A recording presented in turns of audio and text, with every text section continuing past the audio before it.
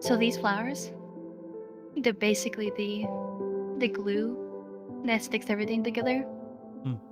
But it's kind of funny how they started Oh, because it started in Tenebrous too, and I just was I think I was trying because like I said, like there's a bunch of mutations, hmm. and so I try to make like mutated flows, and so I just put like an emission. Hello, welcome to Metaverse Degen. I'm Lion. I'm Old Man Raptor, and we got one hell of guest today, folks. Wow, brain fart. And that is, sorry. Go on. That would be me. I'm Salena. Hello, thank you very much for joining us. It's an absolute pleasure to have you on, so thank Yeah. you for your time. Yes, very much so, Selena. We appreciate it. Yeah. So I guess we can start with the meat and potatoes conversation. What are you most known for? How'd you get started? What got you into VRChat? I actually don't know what I'm most known, like most known for, but I guess it would be like my worlds, of course. And I think most notably, probably my Tenebrous series. That's Oh, pretty much my longest series that I have, Hmm. because it comes in 3 parts, and it's the only one that's pretty much quest compatible, so it has like the bigger audience. okay. So Oh, what got you into VRChat and how'd you find yourself making worlds? So getting into VRC is kind of a long story. Hmm. I've always loved, like, just the aspect of VR, like even when I was younger. Hmm. I told the story a few times. But back when I was like really young, I used to have this like NASCAR thing that you would put on your face, Hmm. and it was kind of like the like Tiger Electronic game thing, where it's just like the sprites on the like the LCD thing. So it's like awful, not VR at all. That I loved it, and then I got my PSVR, and from there I got an Oculus, like the CV one, Hmm. and then from there I pretty much jumped into VRC, Oh, like a wow. YouTube video, like here or there, and then I just got in. Oh, wow. So okay. from when you first entered, when did you start making worlds and how did you start? So first making worlds, I started with like just wanting a place to stay, like somewhere to call my own. So I just started like with the like my very first world Hmm. was just the plane with a mirror, and I loved it. And then I had a friend of mine who would always help me, like build the framework for everything. But then as like time went on, I started learning like how to do things myself. Hmm. And then it got to a point to where, like, cause we would always like world hop, and we would go to all the, well, it'd pretty much go to all the like horror and adventure worlds, and we would do them all. So every time a new one would come out, we'd do that one, and then be starved because there's no more. And so then I was like, wait a minute, I know how to use Unity. Go try it. How hard can it be? It was difficult. Oh. So what was your first project and what was your first project by yourself? Pretty much all of them are like by myself. Hmm. I haven't had like a collaboration, like world building wise. Hmm. Like, of course, I have my friends that I bounce ideas off of, Hmm.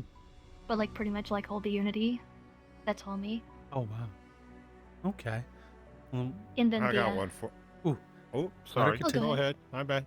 Oh, okay. Where do you get your inspirations from? Knowing what I see, it's just way off the charts, but where do you get your inspirations from? So I actually have a world called Basement's Domain, and that one has like a bunch of portals to the worlds that basically like gave me the inspiration. Oh, wow. So worlds like the Devouring, Submerge, Severn, Playland Escape, and also Bike the Smile Room. So pretty much all those worlds, like just the way they tell their stories, and just like the puzzle aspect and like narrative structure, like they just really kept up in me. And pretty much I'm just trying to kind of do my own thing with those. Okay. In the series, your longest running series, the Tenebrous series, what inspired that? And for those who don't know, what is the story of Tenebrous? So it's kind of funny, because like the first one, it was really just an experiment. Because I was watching like a bunch of YouTube videos, because I was still trying to learn like how to do horror. And so Tenebrous was kind of like my first big step into just doing like the atmosphere. Because I really don't like jump scares. I'm not a fan of it. But so I really wanted to do more like with the environment. And so Tenebrous, like I did that first one in like 4 days. And once I was done with it, a lot of people kept asking for part 2. And I was like, no, I'm not doing a part 2. So then a week later, I started making part 2. Makes about sense. Makes sense. And then, Oh, I'm sorry. Keep oh, going. go ahead. No, Okay. You go ahead. You go ahead. You had the 4. You go ahead. My question can wait. So for the story of Tenebrous, it's kind of convoluted. Because I actually have kind of like an overarching narrative. Because like my stories, they're pretty much all connected. Oh. In like very loose ways. And so Tenebrous, like in the standalone story, you basically just awaken in this like facility. And that's basically just completely decrepit. And there's a bunch of just contaminated water. So there's a bunch of just creatures like mutated by the water that just run rampant. And so you're just basically just trying to find your way through, just avoiding basically like not just Kamazers, but like the environmental like dangers that persist. Because in Tenebrous 2, there's a giant like turbine. And it basically, I don't know if you played Dead Space. I have.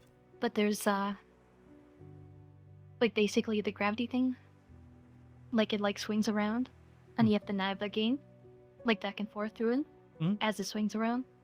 It's basically the same thing. Oh, okay. You had a question, Mr. Raptor? Yeah, I was trying to open up an aspirin bottle. My bad. My back's on fire. It's been on that way all day. When you came into VR, it happens all the time. When you came into VR, I asked this to everybody we interview. What was the weirdest thing that you thought you've seen in VR?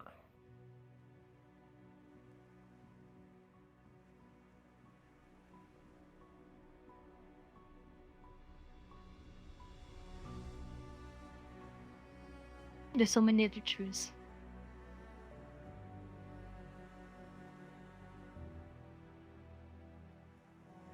I'm actually not quite sure.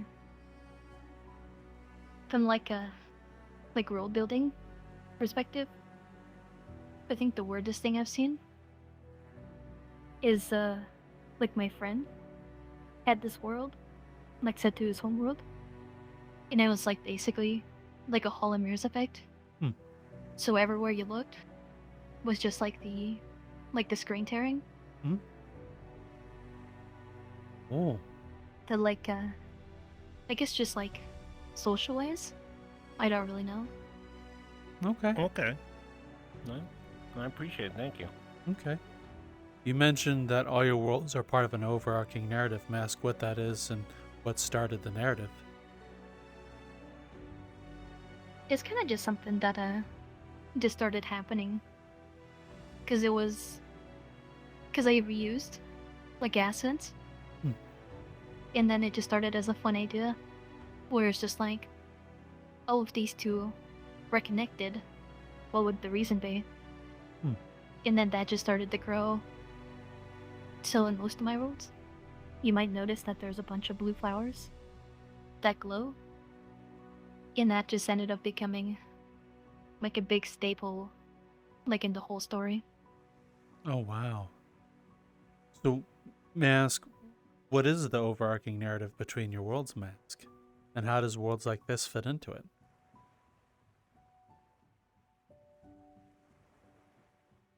It's kind of like we're all characters, just going through our own stories. Hmm. And we're all just trying to break free from it. Like, break free from it. Okay. Oh. So, now the world we're in now, I see it where it's a remaster. What started the Serenade series we're in now? And what made you want to remaster it? So the first version I did for the Space Jam, Hmm. the 2024 one, so last year. And that one was probably the most stressful Hmm. time I've ever like made a world before. And there's like so much like emotion into it. Hmm. But since it was a game jam, there's a lot of stuff that I had to learn. So it was the first time I had actually like I had to learn how to cut things. So I had like so much that I wanted to do, but that I couldn't because of the time. And so just learning like what I could do and I had to do. And so like with those feelings, like after the game jam finished, I just let this one sit for a while. Hmm. And then like afterward,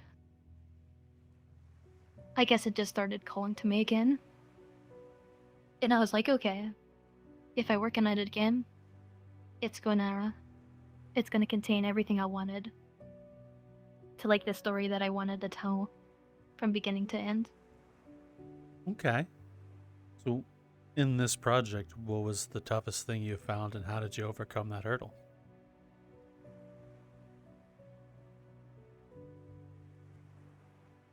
I think with this one, like I think I got really lucky because I had the framework on. So like everything in the original was already like planned out for me. I just had to add basically everything I wanted. I think the biggest challenge within was pretty much just if people would like feel emotional within. Hmm. So if they would connect to basically the characters. Okay. So, what inspired this story? May I ask, for when you came up with this with the Space Jam? What inspired this whole thing? I think there were a few things. So when I first started in, so like the Space Jam, like the first biggest guidelines, they were kind of vague. So it was basically like make something in space, have fun. So I was like, okay, let's see what I can do. And so I did get a lot of inspiration for like the story wise Hmm. from the game called To the Moon. Like To the Moon is like a top-down RPG game, Hmm. and it's really emotional. I recommend it. And just like the I guess sadness that I had. Hmm. I really wanted to convey something like that, like in a VR medium. Okay. Oh, so since you wanted to try and convey that similar story, um, where did you draw from to start the story, and how do these characters would fit into the overarching one you're trying to tell?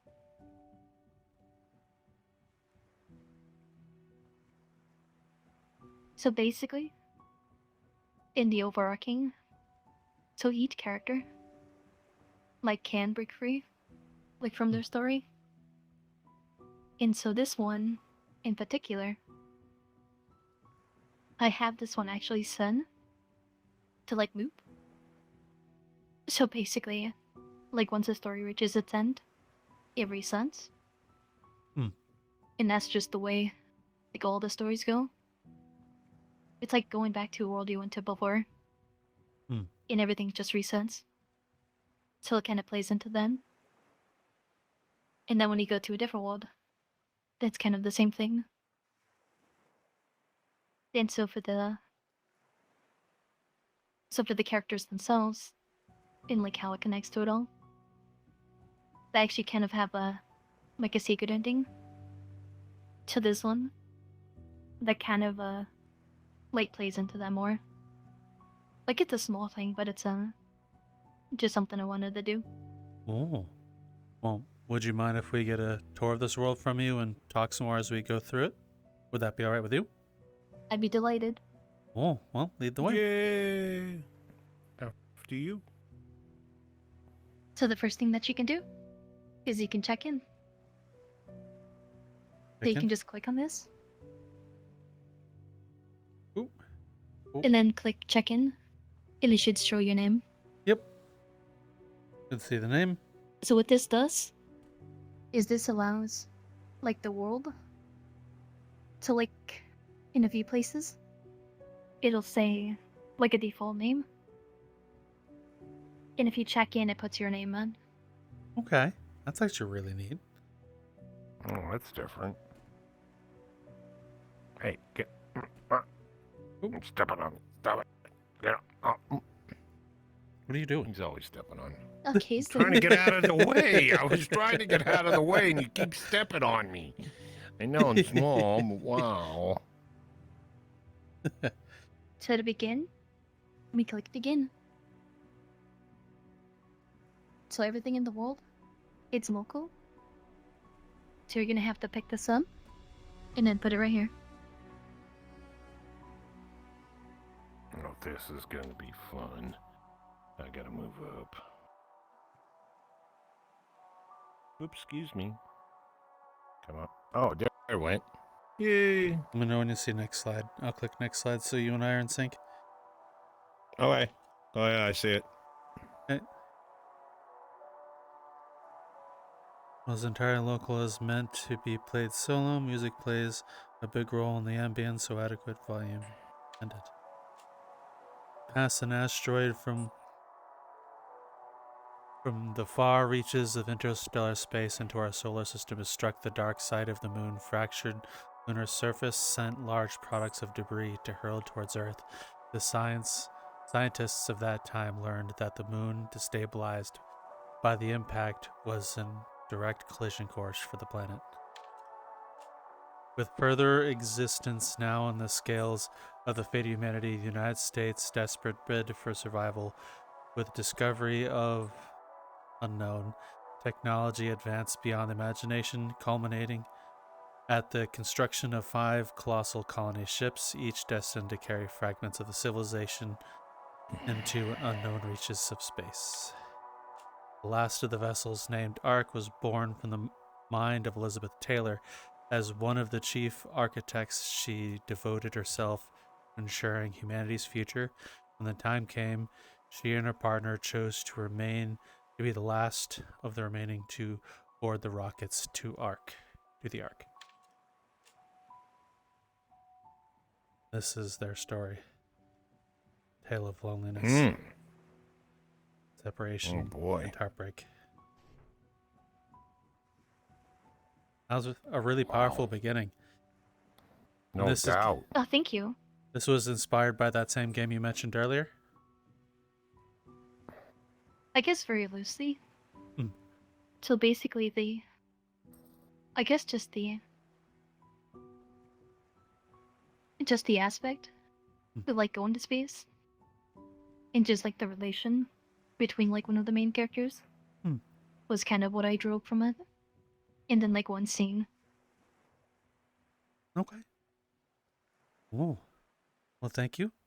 Do we press forward? Oh.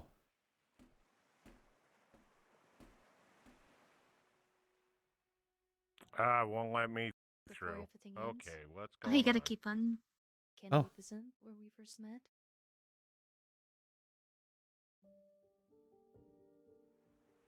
Ooh.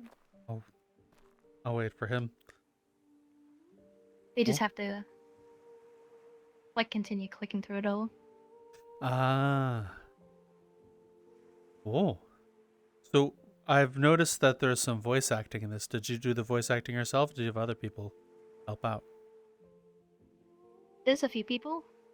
Everyone is credited at the end. But I do all of Elizabeth's. Okay. Oh. You can hear it. Can't miss that voice. Very much so. I tried not to like speak when it goes on. Because it confuses everyone. I understand that. The first thing, this is a really beautiful place to begin.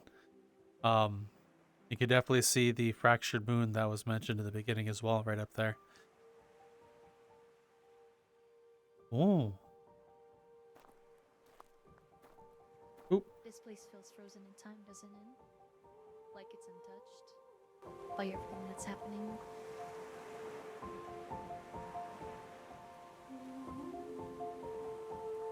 Oh.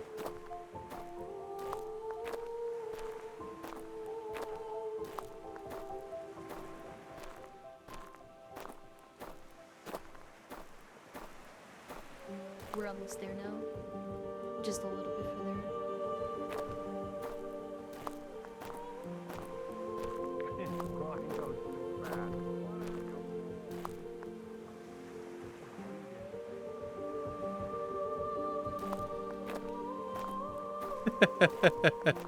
Started me to go ahead. You didn't even read the plaques. You missed the other one back there, you fool. Desperate to be together, the There's two. two of them. Oh, there's two of them? Yeah. Oh. Yeah, the one back there. Oh. I'm gonna go back and read that one. Okie I don't dokie. know. Oh. Yeah. Do I gotta deal with? I want to throw rocks at it. There's plenty. Good deal. Thank you. I like her already. I can throw rocks at you. As the years passed, She their don't secret mind. meetings grew more frequent and their bond stronger, but their love could not escape the notice of their feuding families. When the truth came to light, their families forbade them from ever meeting again. Oh. And the first one was this one. I didn't even see that one. Long ago, two families were locked into a bitter strife, their feud over territory, leaving countless casualties in their wake. Yet, amidst the amnesty, a boy from one family and a girl from another discovered each other under the moonlight skies of this very shore. Oh, kind of sounds Now it makes sense. like some stories we've heard before, would read in school. I think you derived some inspiration from those. Pretty much from like Romeo and Juliet. With like a little twist on them. Oh, Okay, that Okay. makes sense. oh, If you read into them, it's a little bit of foreshadowing. ah.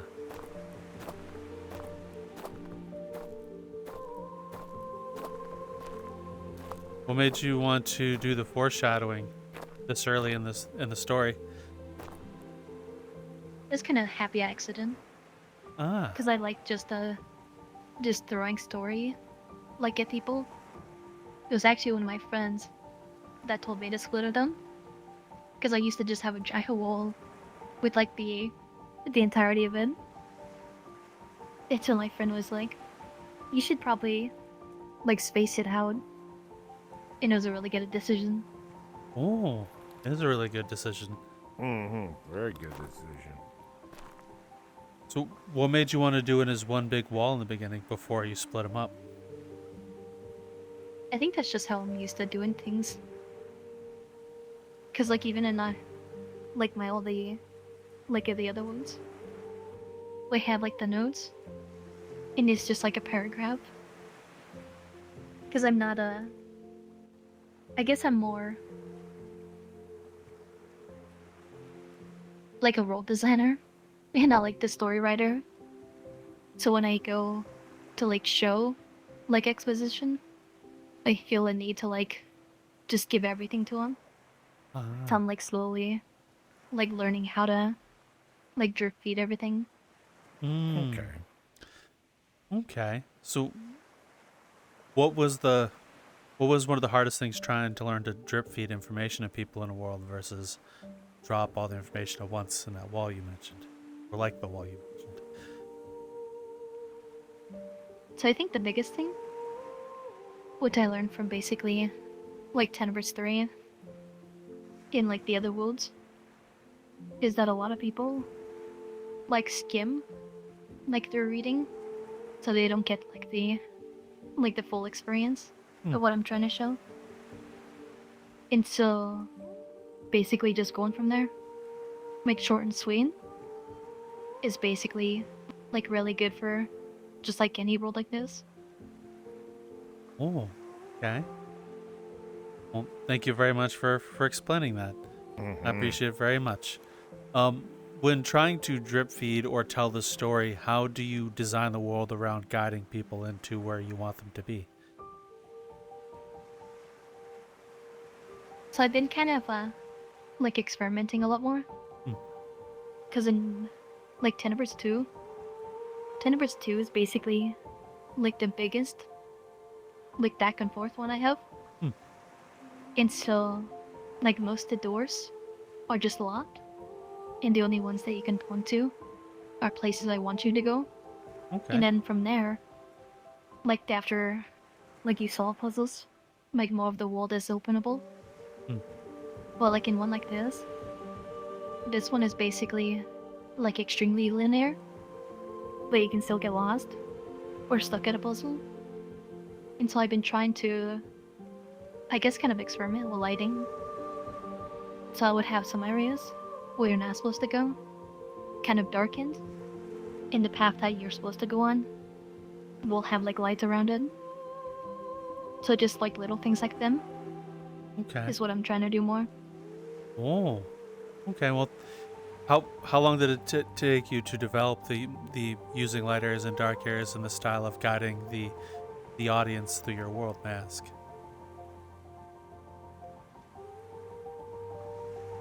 I think once it like kind of clicked, like not too long at all, because it was more of because I think I watched a video, like basically, like what Valve does, like in Left 4 Dead and in those games. So after watching like a few videos of those, then it's like, okay, I can do something similar. Oh. Okay. Well, thank you very much. After you.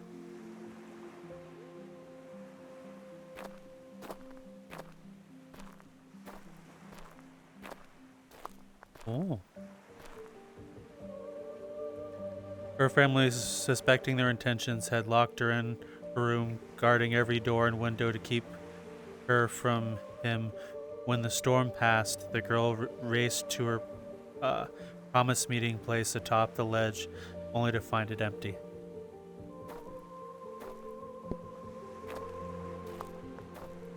Do you remember how we'd sit here for hours, watching the sun dip below the horizon? You always complained about the cold, but you never left my side. You stayed. For me. Did you read this, Sir Lion? I was listening to the audio. Oh, I didn't hear that part. Go for the person on the bench. Days turned into weeks, into years, yet the boy never returned.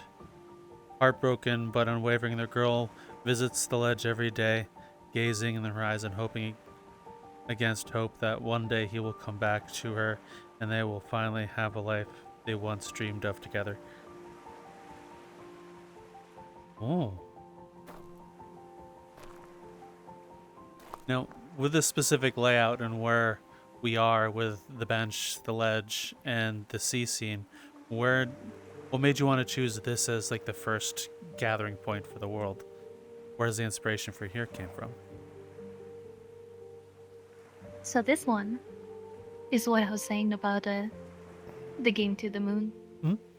Because that game had a big emphasis on the lighthouse. And I really like lighthouses. And so I just wanted to make my own kind of like scenic escape like this one.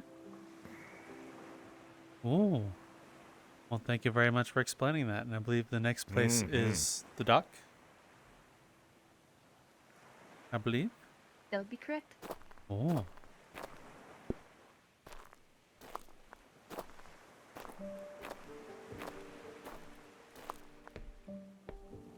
Oh. Do you see that over there? There's the rocket.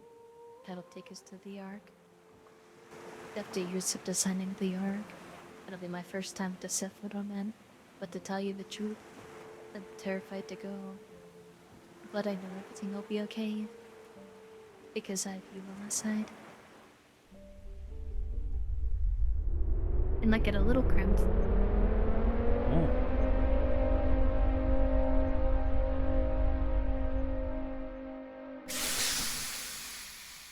Oh.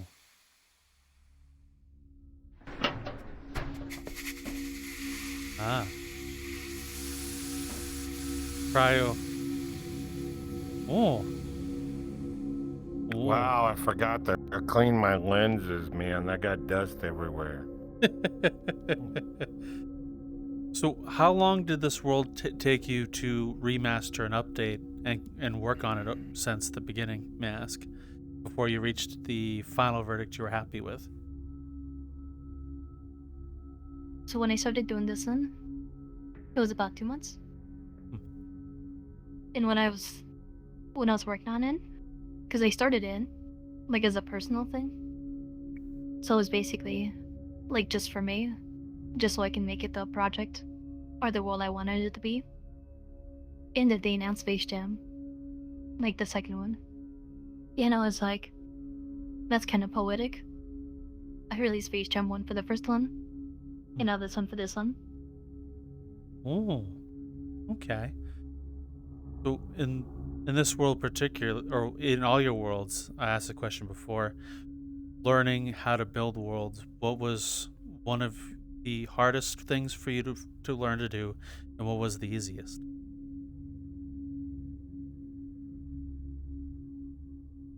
I think for me, I think the easiest is just like doing the layouts. Like just like getting a room and just detailing it. Like that's easy. Like for me anyway. But the most difficult is doing the logic for like everything. So like there's a voice like right there. So doing the scripting for them, like that took like a good couple hours to do for something just pretty simple. Okay. Cause yeah, I think like this, like the majority of this, like section, I did like within a week. I think less than that. Oh wow. So I can tackle like layouts pretty quickly. Okay. So with this project, did you utilize assets you have already in your repertoire? And how? Okay. And how where did the some of the key assets here come from, may I ask? So all the assets here were actually credited, like in the credits at the end. But the majority of them are from an asset pack called Sector 43, or is it 42? It's one of them. Okay. But that's a really good like sci-fi kind of thing. And I think the thing that I kind of would like a lot more world creators to go with is like with pretense, like not be constrained, like with Valaha, like just use them, like with how like you want them to be. Okay. Well, thank you very much for explaining that. Oh, well, we continue on. Oh.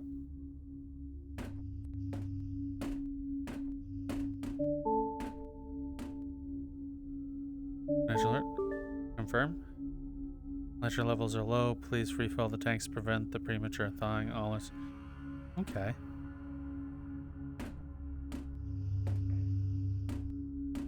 Oh.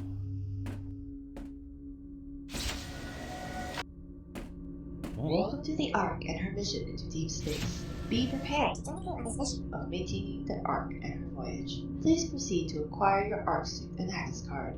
These are required for movement throughout the ship and task completion. Report to the monorail for further instructions. We're glad to have you with us. Oh. I'll pick up right here. Arc suit. Word. Oh. Very. What made you choose a specific atmosphere in here? For example, like this sound design as well as light placement.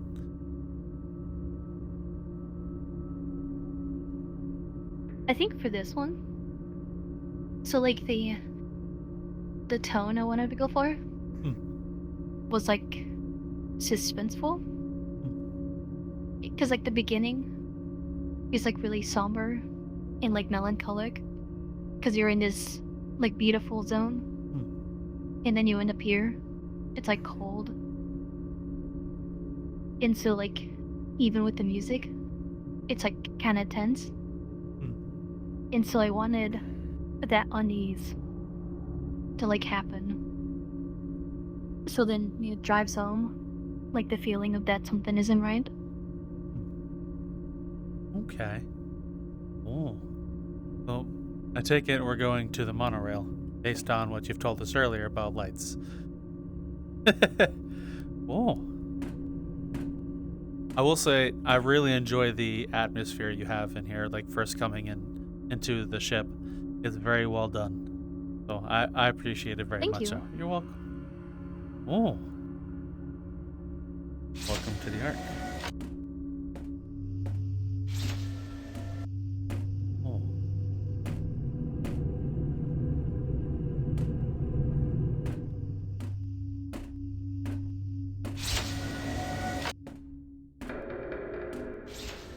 Oh.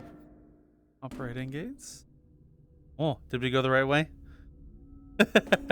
We did, yeah. Oh. We gotta call the monorail. Please wait. Of this project, do you have any favorite places or things about the world? Yeah. That's pretty funny because like a lot of them, they have been changing. So I have a few favorites. Okay. Ooh. I can probably mention them when we get to them. Okay, that sounds good. Oh, Cool. into the monorail. Okay, blue nitrogen, 12%. Task not completed, so we gotta go find them. Blue thing down there.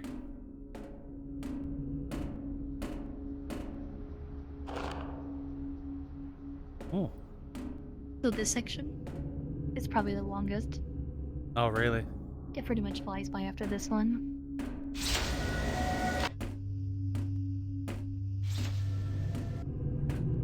Ooh.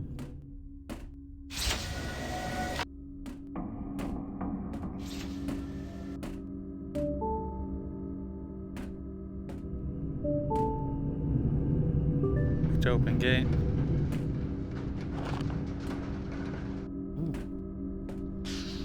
Keep holding on to the container. Yeah. You keep the container, bring it over there once the gate is open. Then you place it inside. You gotta click on this one if you haven't already. Ooh, just fell on me. Ooh.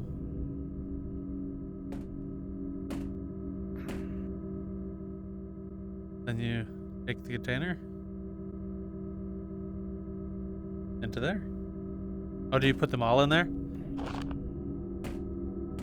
That you do. I'm very dumb. I got a bar right here. Ah, That fills up as you put them in. took me a solid second.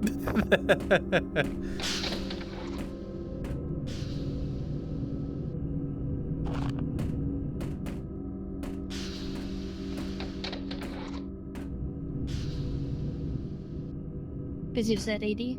Yep. Then there's one more. I believe that's over in the beginning, if I remember correctly. Oh.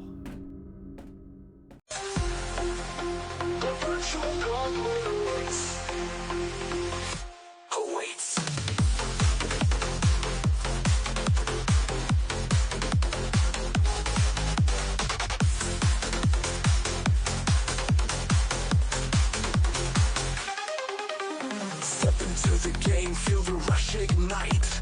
Digital battlegrounds, neon in the night. Adrenaline surges, heartbeats collide. Ready for the challenge, no place to hide. The virtual gauntlet awaits. Dive into the fray. Feel the power, feel the thrill, light up the way. In this realm of thoughts, where legends are made. Push the limits, let the fire invade. Ouch.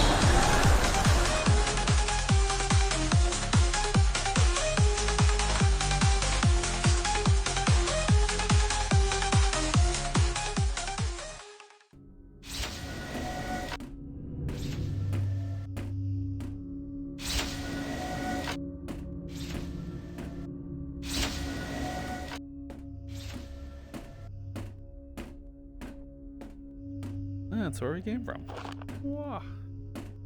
Oh, I take it you grabbed that when we were here earlier. Oh, I didn't I grab this didn't. one yet. Ah.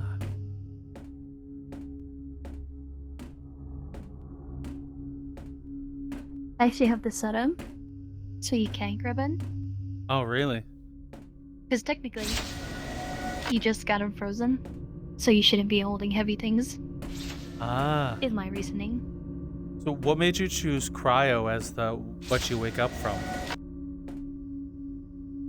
I think it's kind of like the easy option, and it made the story like that much more, I guess, kind of believable, Okay. which you'll probably kind of learn towards the end.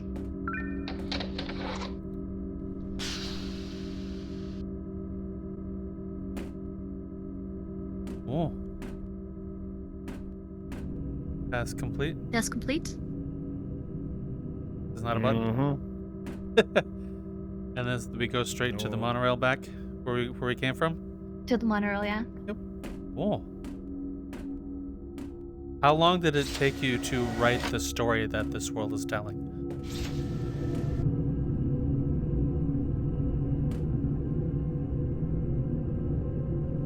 So most of the story pretty much was done with the first space gem. And with this one I was able to basically fill in the details.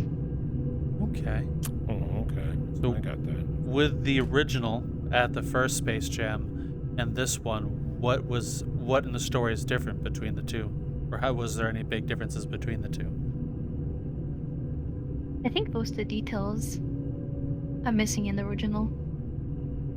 So like in the original, you basically just awaken and you get the, I guess you can kinda piece together what happened. But there's no, or at least there's nothing that could cement you to the emotion. So a lot of the extra just the smaller details I feel are missing. Okay. Oh. Thank you for explaining that. I appreciate it.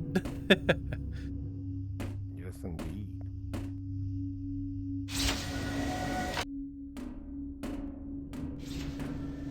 Oh.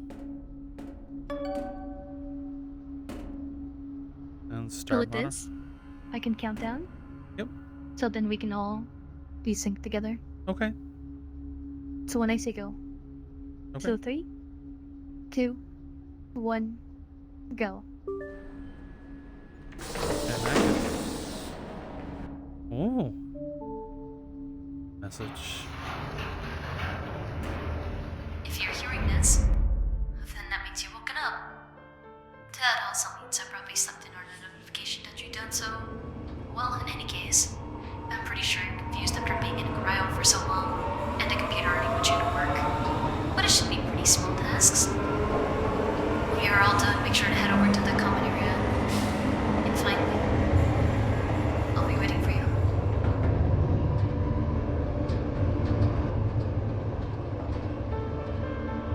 Oh.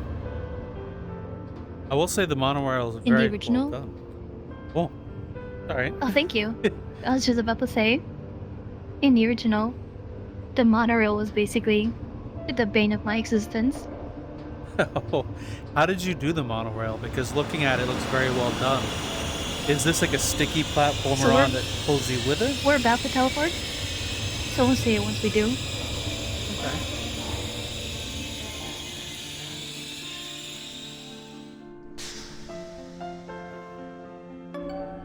Ah. So the way it works is basically, so you've been to the train worlds, where the world just goes around you. Yeah. That's basically the same. Ah. So I have it so,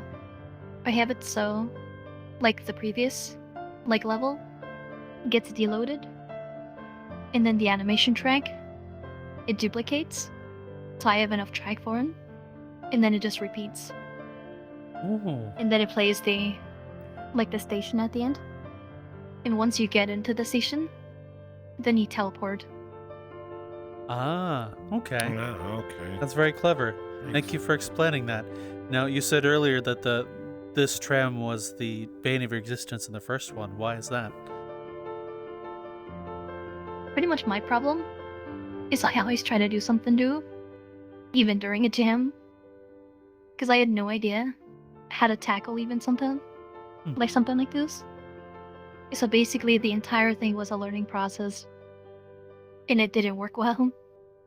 Like every time I try to make a new station, I basically had to redo everything. And so with this one, I just redid the entire script, from the ground up again. Oh, wow. So this one functions, animation-wise, it's kind of the same. But it's, I can make with however many stations I want to. Okay. Oh. Hmm. Well, it looks the tram now looks really nice, and with the remaster, I think it's very well done. I appreciate good trains and tracks in VR instead of having a jittery platform. I hate those too, yeah. And especially if you're with people, you're talking to someone, and it's alright, see ya.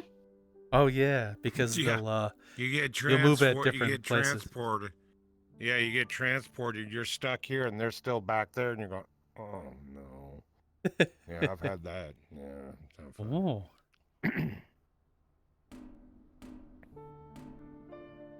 Attention engineering personnel. Multiple door control errors. So depressing, have been Neon.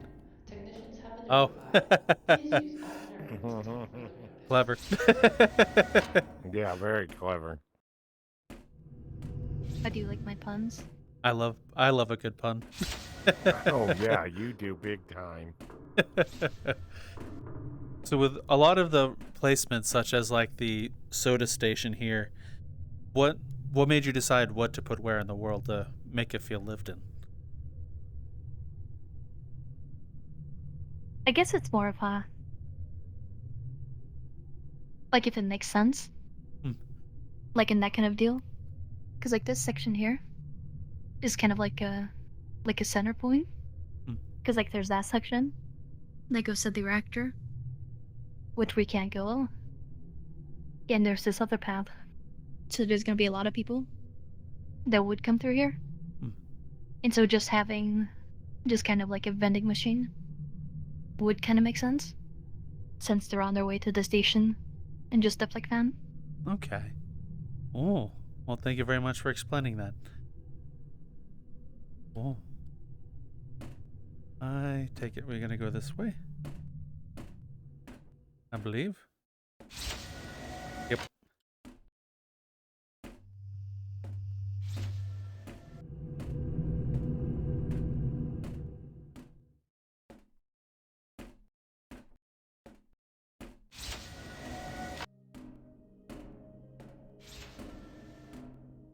Oh, wow. Lower monorail shell. Now, did you design the monorail shell yourself in modeling? That I did. Oh, where did you derive inspiration from for the shell? It's actually kind of funny because it's more. Because, like, the entire monorail design, like, basically from the UI and how you, like, progress through, I got from Dead Space. Ah. And so, when I was trying to make, like, the actual monorail, I couldn't do, like, the design that they used, because I was still learning how to model. And so, I figured just having kind of like a cylindrical shape would probably fit better. And I really wanted the, like, cascading domes. And so this is basically, I guess, just more of the result of my knowledge in Blender as I was still learning. Okay. Another question I have for you as well. When learning to make worlds here in VRChat, do you view video games in any differently than you did prior to knowing how to build stuff like this? I've told a lot of people that I kind of lost, like, my wonder, because it's more like I always look at everything and I'm like, how do you do that? What'd they do here? And so, like, there are still some games that do still captivate me, but even in VRC, because I don't know if you've been to, like, Ultra Fantastic Movement, but that is such a fantastic world. It is a fantastic world. Well, I can understand not being able to enjoy the wonder of something someone created. Though I'm sure it's also nice to see how they made the magic as well, though, on the flip side of that coin. Oh. We drop the shell and I take it we just hop over the other side. Oh. So this is actually, like, the first puzzle. Aside from the, like, collectathon. So with this one, you're actually supposed to get up there. So I try to make, like, the higher ground, like, super bright.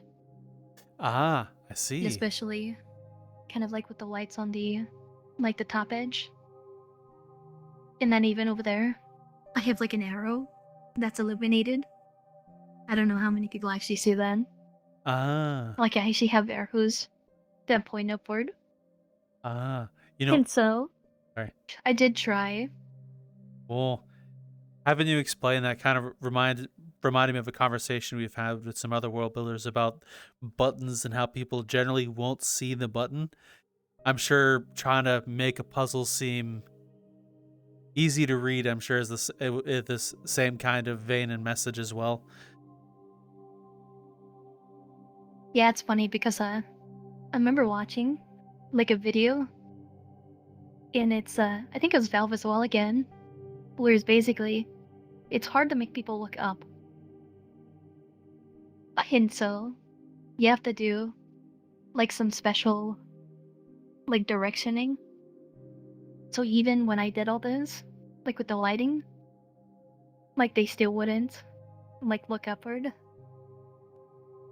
And I was kind of hoping that, like, they would look at the monorail, and as it lowered, they would kind of see, like, the path. But I just kind of just left it up in. Okay. Well, among the worlds you've made, what have been some of your other methods to garner people's eye towards where you want them to go in terms of, like, puzzles or doors or buttons? I've been really trying to do sounds. So, like, a lot of, like, you do something, and just, like, the noise will be heard. But what I've learned is people like to listen to their own music. Even inside, like a horror nap and something. So, like, most of the, like, sound cues go missing. But that's pretty much what I've always tried to do. Okay. Oh, well, thank you for explaining that. I'm gonna take a wild guess. Get through the puzzles. You click this. And hop on.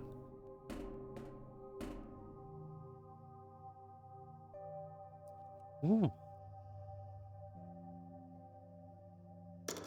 We had a very unfortunate tragedy happen a few weeks ago. Debris from the moon came out of nowhere and struck the Ark, tearing right into its hull. The team was sent to assess the situation, but the only fix we could Click the manage button was and then just to quickly seal jump on. pressurized sectors. We lost a lot of good people. And you should move right up. We're still assessing our losses. Hopefully, we can all make it through this. Oh.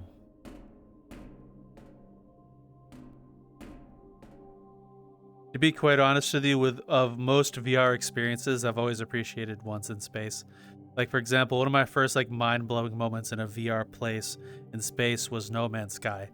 And when I played it for the first time, flying the ship, looking at the planet coming at you, it was just mind-shattering to me. So seeing things like in VRChat what people think of in space, I enjoy seeing them. Oh.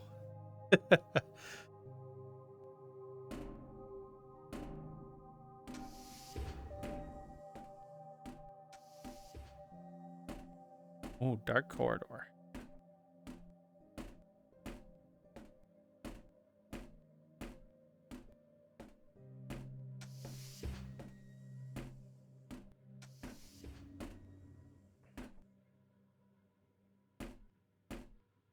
Selenium reactor. Oh. So with a lot of the science you have in the world, how much research did you do for it and how much you just kind of BS'd your way through it? May I ask? I would say 90%. 99%. Maybe 100. BS your way through Just it? BS'd it, yeah. No. Oh, okay. I thought, wow. It's really funny because like selenium. It was like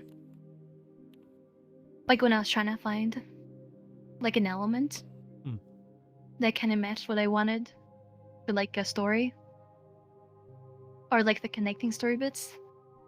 I came across selenium and I was like, oh, it sounds like me. And so I ended up using it. But then lo and behold, it actually is like something that could be used for energy. Oh, really? So like selenium, like yeah, because I think they have like special batteries like within. I don't think like I'm not like sure if they're like effective or not. But they are kind of like it's an actual element. And I was pretty happy with them. Oh, well, thank you for explaining that. Another question I have as well is the layouts of the world. How do you lay it out in order to like fit everything in here? Because seems like a pretty large world for VR. I can only imagine with the constraints. Is it an easy task to do that or a hard task? How do you lay it out so it fits well? So the thing with VRC, or just Unity in general, is there's I guess kind of like a limit. Like the floating point hours. So like the further you get from 0, like I'm sure a lot of people like experienced this before. But like when you try to open your menu, like it starts jittering. That's when you're like far from 0. And so I didn't want that, like with this world. And so I tried to kind of place everything kind of near 0, but we're kind of like down below.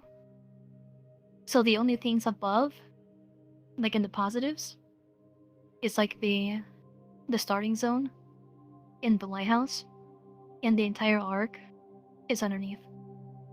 But everything is kind of like pieced close together, but like not exactly. Okay. So the further down in the story you go, the levels go down versus up. So you're going vertical and horizontal. Oh, not exactly. Okay. So it's like I kind of like planned it all. So like all the like arc levels are kind of like next to each other. Okay. But they're like side by side. Ah. Okay.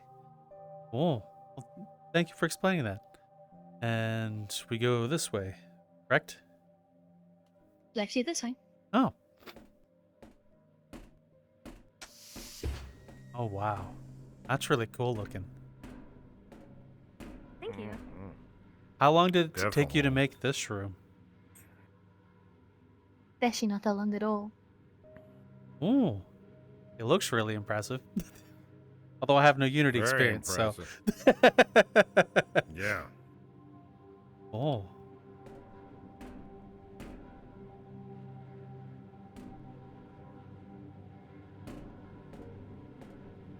Offline.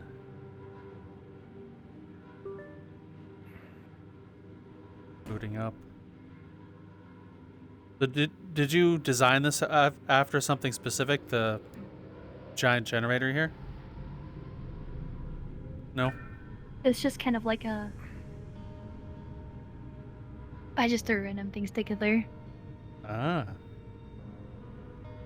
Okay. Oh. So for my worlds, like mostly what I do is I like design. Design is a word I'm using loosely. I just kind of just extrude points and just make a room. And then I just kind of just throw everything on the wall and see what fits. Ah. Oh. So may I ask also, what is the shader you're using for the effects inside the machine? So the particles, also those are just normal particles Ah. that are going upward. The like force field looking like shader, that one came with a. I think that one came with a Sector 43 one. I'm not quite sure, but it came from one of the asset banks. And the like material flow one, I used Koyomi. Ah.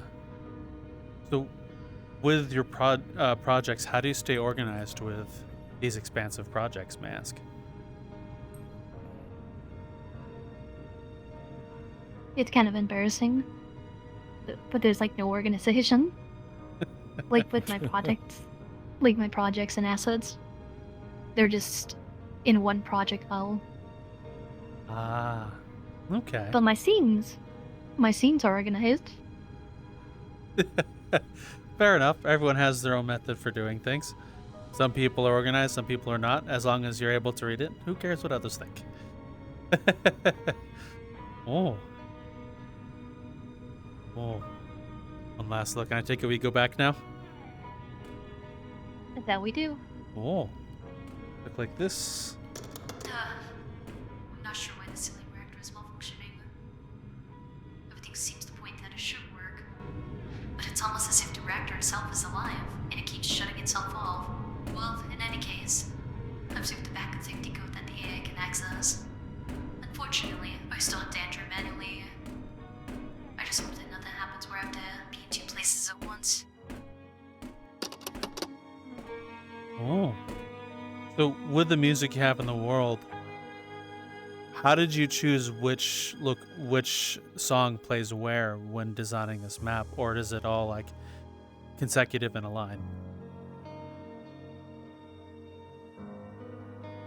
I think with the original, I ended up like listening to the music first. Solid look and listen to like different soundtracks, and then just kind of like see which one kind of pulled me along. And then I used that, like that soundtrack, like with the like scene I was going for. Oh, I'll say the music is also transitions very well. I've barely been noticing the change between with everything going on. So I'll say it's very well selected in how you worked the music into the world. Thank you. You're welcome. Now, where do we go from here? That way or Back back? to the monorail. Ah.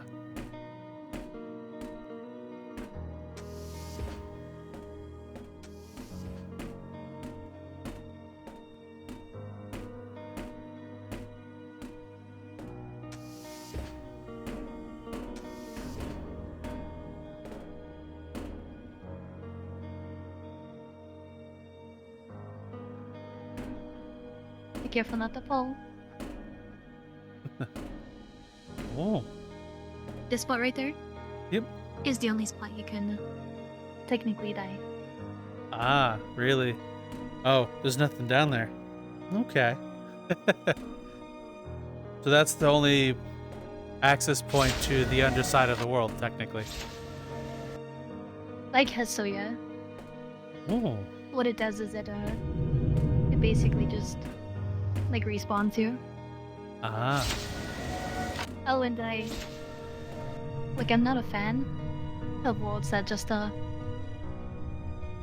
lock you out from respawning into all of my worlds. Like, just allow you to like respawn. Because like I have a system, so like once you reach a checkpoint at like a certain part of the world, this one will move with you. Ah.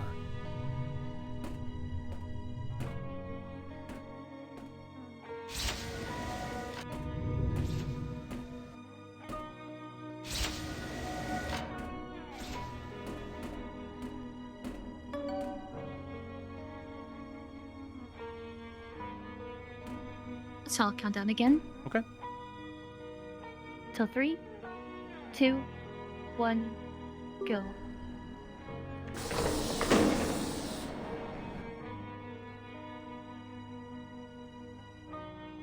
And also with this one, I actually got the pointer. Yep. To move as we go. Ah. That's cool. Now, with the pointer, how did you get the thing to move with you as you go? Is that an animation? So this is all scripted. Oh. It's scripted, so like as soon as we start, it does like basically just like because it's like an entire slider, basically kind of like for volume, and I increased the value like over a duration. So like once we start from this one to the next one, it just increases the value. Okay. So with this rail, are you using this as a specific storytelling point, or using this to like load and deload sections? I guess kind of both. Because this is a great, I guess, resting points that people can do. Yeah. And it's kind of like a, kind of like I said, like a resting point where people can just like take a moment and kind of like just learn. Oh. Ah. And then also, there are parts, kind of like in the beginning, where I destroyed the first mail. So I can just show like story points within. Okay. Oh, thank you for explaining that. That is a really nifty way, using monorails and like resting points to take care of the world. Now, when did you use like the loading time to decide how long you're on the rail for? Or did you kind of have a set in mind how long you're in the rail? So I do have set times. So like every time. So like so from like here to here is the shortest. And I could set like whatever time I want from all. But it's just kind of like a little bit arbitrary. So like the loading happens basically as soon as you get to the monorail, like the station. So as soon as it stops, the other section loads. So like as soon as you teleport, it's already here. Okay. Oh. Well, thank you for explaining that. It's much appreciated. Mm-hmm. Oh. And also, I remember you mentioned like what I do to try to guide players. So like I have the HUD that appears. So that's like the first one. That's kind of like interface. And I also have like the set of instructions. Ah. So each station like has one of these. And it basically tells you and like exactly what to do. Ah. I don't think a lot of people read these though. I'm sure it's about the same thing with there being a button that says play. Like I remember we were talking with Crazium, and he was mentioning in one of his worlds that there's a button you use to start. And a lot of times people ask, how do you start the instance? And you can make the button as big as you want saying start, but they still won't see the button. I'm sure it's the exact same thing with the panels. I actually had I think I saw a Twitter post, like of this world. Like someone joined it, and they actually got to they pressed begin, put the thing in, but they didn't see, like, anything else. So they thought it was just a hangout section in this flat room. I was like, no. Ah. So, from the people from all the posts in the community who follow you with your worlds, what have been some of your favorite interactions with the community as well that follow you or interact with the worlds you make? I actually had a wonderful interaction just a minute ago, before I joined. I joined a friend of mine, and then someone came out to me, and they're like, "Oh, I really love your worlds," and just the stories, and they told me that I should be proud of myself. Oh. And I was like I hardly hear words like them, and so it just made me really motivated. That's really sweet. Oh. Aw. Now, do you have interactions with the community often? I'll probably say no, because I do have my group, but I don't really interact as often. Okay. I don't really get feedback as often, because most of the replies on my Twitters is basically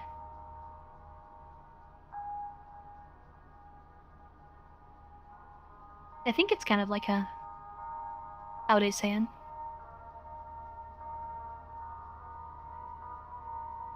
Like a submittal less for words. Fair enough. Well, let's continue on then. Thank you. Oh.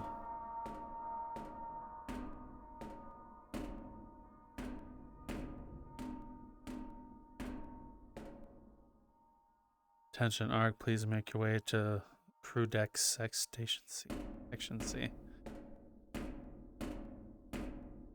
Now, is there any Easter eggs or hidden lore in this world, may I ask? There is hidden lore that goes to the overarching story that I was talking about. You could probably find the first sentence at the very beginning. Ah. Okay.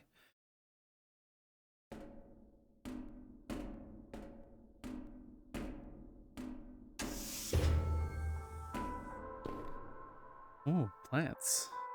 I love the layout and the lighting in this room, by the way. Oh. This way. I think. I hope. Nope. She stopped. Oh.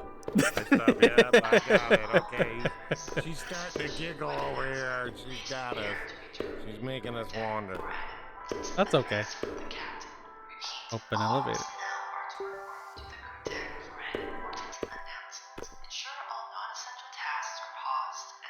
Oh. Leave the send. You go to Growth Labs, Art, Cosmic Heater, Storage, Shopping District. I believe the first note on the board. Feeling down? Why not go up to the art park? Ah, okay. Never mind. I'm one of those people that don't see red buttons, I guess. Oh no, you're fine. Oh. Goodbye. Whoops. Bye, Raptor. Am I going? I'm standing on the elevator. I'm going up. So am I. I went to the arc part, like she said to do. I know. I did too. Well, I clicked it early and you went down. Hello. Oh wow, that's beautiful. Oh wow. Now, these are the blue flowers you were talking about earlier, correct? That they are. Oh. Deal. So, may I ask, what about these flowers makes them a staple in all of your worlds? Or do they stand for anything? So these flowers, they're basically the glue that sticks everything together. Hmm.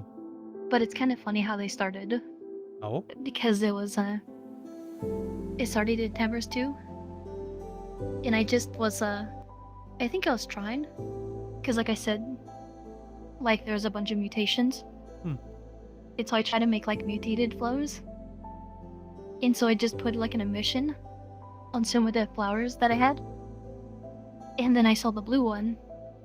And I was like, oh, that looks really pretty. Ooh. And then that was that. Then they found their way into every world since? Pretty much, yeah. And that's also like how I explained. Like all my projects are one thing. Yeah. And I just like share the same like assets between worlds. That's basically what happened with these. Ah, okay.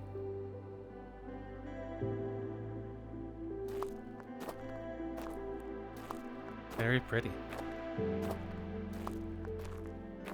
There's the lighthouse again.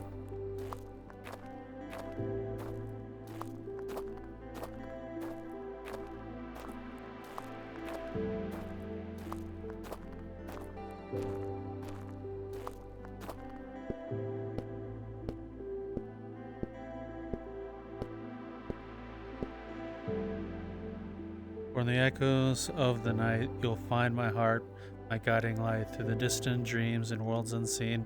My love remains a bond serene. Though the time may steal what we once knew, I'll always hold the thought of you. And when the stars begin to fade, I'll find you there where hope is made. Aw. Something unexpected happened today. Sounds like Breaking somebody's in the a poet, too. Just to sit and stare at the artificial trees and holographic skies. It's not Earth, but it's the closest thing we've got. And that's when I met them. They were sitting on the same bench, staring at the same sky, and we just started talking. Just small talk at first. About the park, the ship, the monotony of the work. But then it turned into something more. We talked about how we ended up here, what we left behind, and what we hope to find out here. I don't know how to describe it, but there was this connection. Like we've known each other forever. We spent hours there just talking and laughing and forgetting for a moment that we're on a ship that might never see home again. You know, I think I might be falling for them. Ah. So the same person. So is that the same woman from the beginning in that log? No. This is someone different. Ah. Every log has like the author, like on the top of it. This was actually my friend voicing. Ah. So how many different voices do you have in here? Voice actors and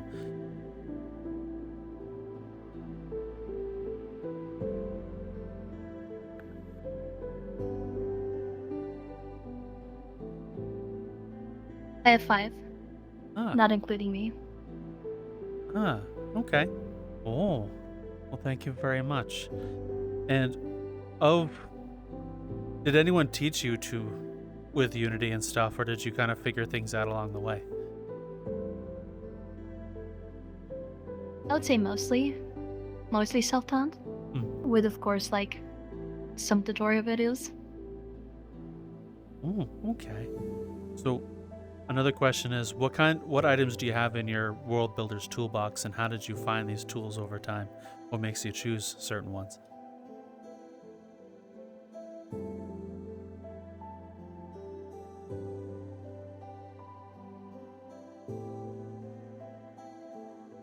Okay, so there's a few of them, which I also listed, like in the credits.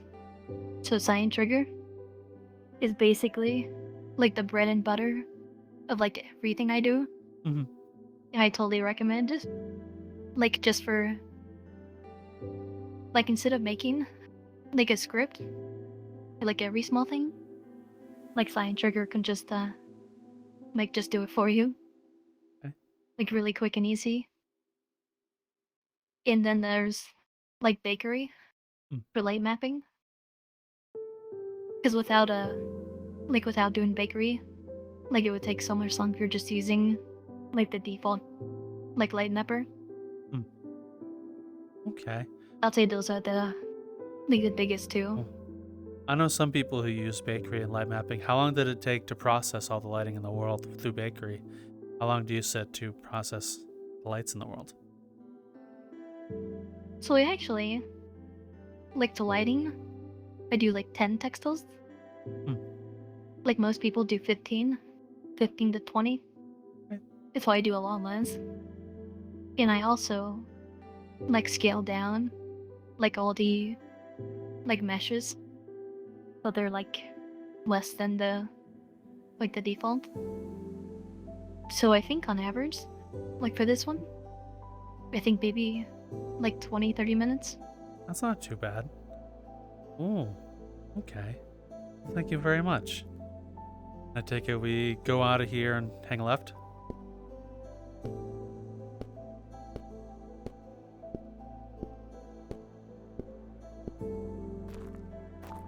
Oh.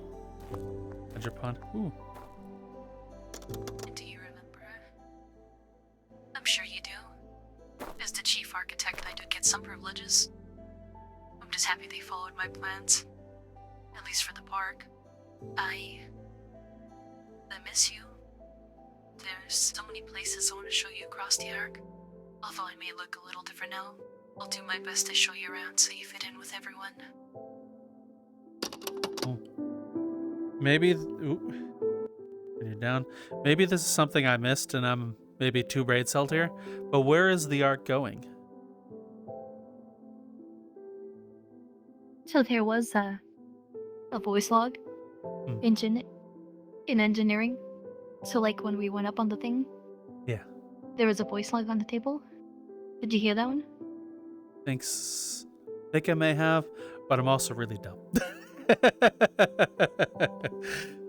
So what happened with the arc is the arc was struck by the moon debris, like knocking out like a bunch of systems, Mhm. and it also knocked out their engines. So they Ah. were basically just stuck orbiting. Ah. So this isn't going anywhere. They're just up here now. Oh. Well, thank you.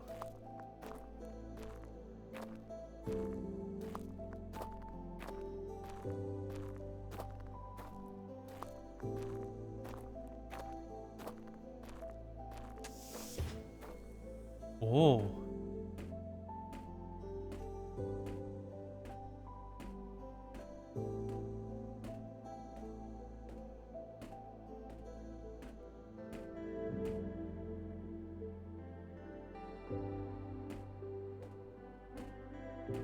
Plan status.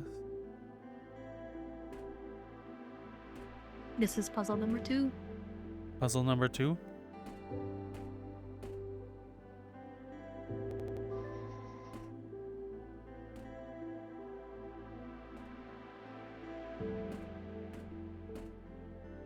Okay. Rotate current valve. Ah, okay.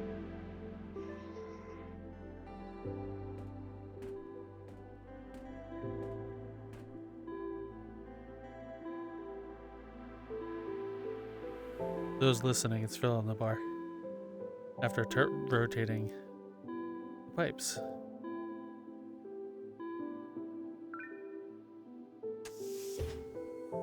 Ah.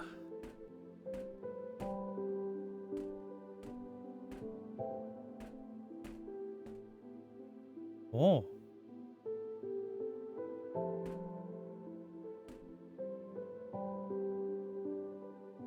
Is the bar still going for you, Mr. Raptor?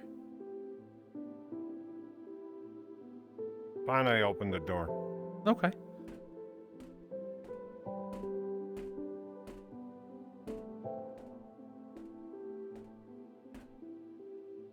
So, with the music you have playing in here, it all came from the same source, or did you choose it from a couple of different locations? The same source, yeah. Okay. I sourced my music from Pixabay. They have a lot of like royalty-free music. Okay. Oh, how did you find Pixabay Mask? I think just generally, just looking for like free-to-use songs. Okay. And then Pixabay, I used a lot of them because I think there's like Sapsplan, and then like Soundforge, Hmm? and like all of those had their like different licenses. Hmm? And then Pixabay was basically like, oh yeah, you can use everything, just credit us. And I was like, I can do that. Oh, okay. Well, thank you for explaining that. Much appreciated. Take this as another one where You gotta rotate the valves. Yep, rotate the one in here to go in here.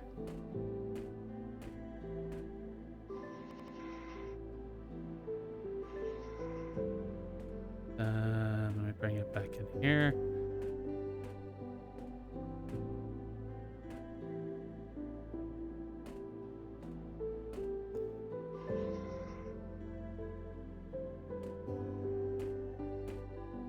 Ah.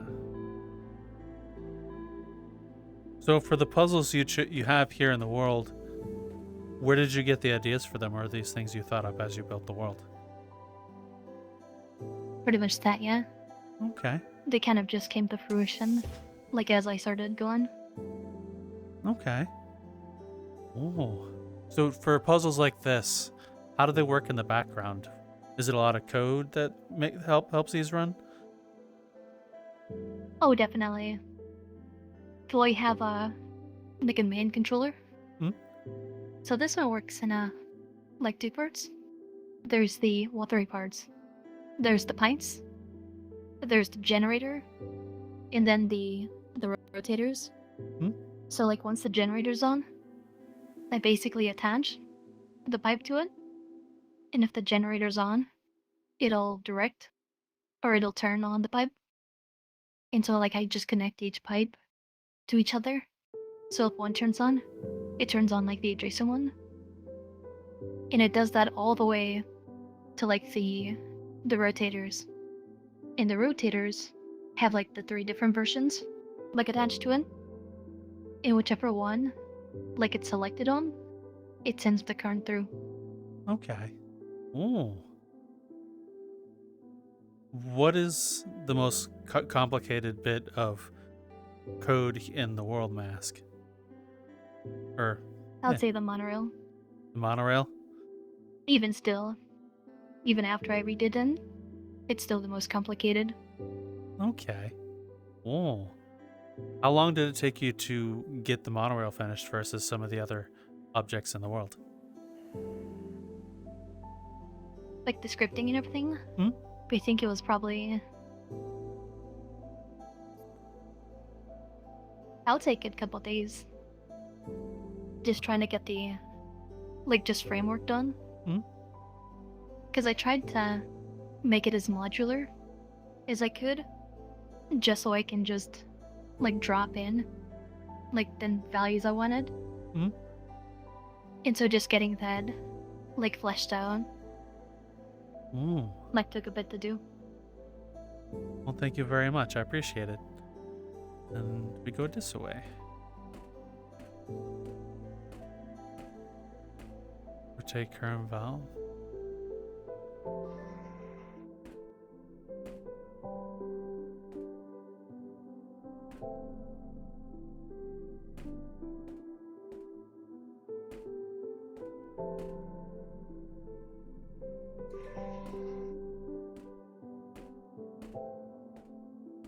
Ah.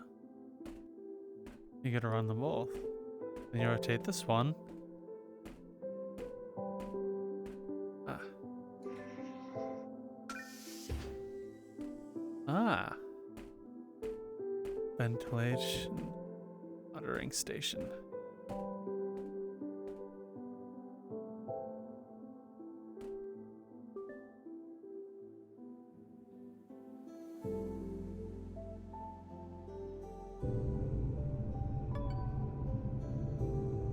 That's complete.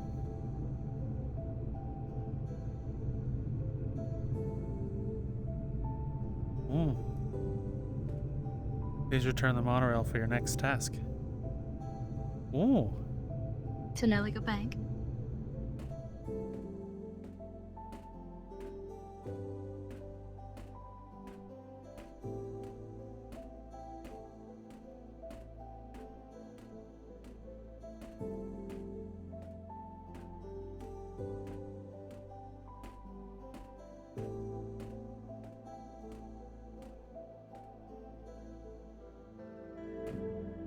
I do say leaving the hydroponics. I do like the aesthetic and how the whole hydroponic area looks with the vines, the blue flowers, and the pipes.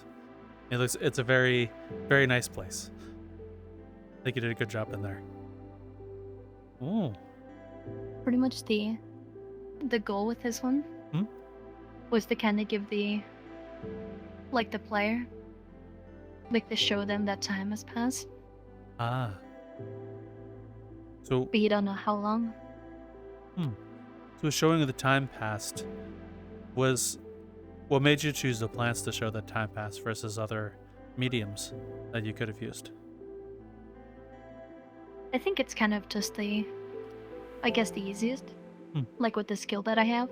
Because I think that I really flourish, no pun intended, when it comes to foliage. Well, it's very apparent. It looks very beautiful in there in terms of your skill with foliage and plant life. Oh, so how much time has And passed? I know he said I would mention. Oh, sorry. Oh, okay. Finish your thing first. Sorry about that. I was just gonna say, because I know I mentioned that I'll say my favorite section. So the park and hydroponics, hydroponics. This is my favorite one. Ah. But I really started liking another section. Okay. And in all my worlds, pretty much, I always put a statue of me in my favorite spots. Ah. Okay. Move you into the light so the audience So can if see. you ever, Ah. it might be kind of hard to see because there's no real time. That's okay. You can still see it enough. But if you ever see one of these, that's my favorite room. Ah, so what made you start putting a statue of you in the room to signify that? I think it started off as an homage to the Devouring, because the Devouring had their own statues too. And I really like that. And so I kind of did my own thing with them. And after the first one, a lot of people would just say that they would take it all the way to the end. And so I started adding it more often. Ah. What is the most statues in one of your worlds yet so far? How many is the most? So I try to limit them to one, but there's one world that has two, and that's Tenebrous Regrowth, and that one's only two because it combines Tenebrous 1 and 2 together. Ah. And so that was the only reason why there's two of them. Okay. Oh, that's neat. Oh, so is this how many Easter eggs are in your worlds, may I ask? Like the statue here. I don't think there are many. So there's more, I guess, just so there's the statue, the alternate ending, and then the secret room. Ah, there's a secret room. And that's pretty much what I got for this one. The secret one ties to the story Okay. with the overarching one. Ooh. Well, I guess at one point we'll have to go looking for the secret room, or you, the audience, have to go find it too. Oh. monorail? To the monorail.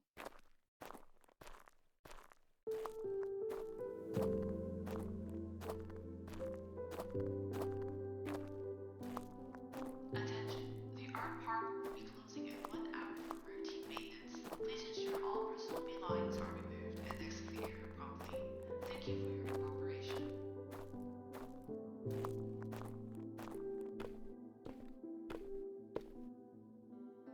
It is Cosmic Theater Storage Shopping District. Shopping district, yeah.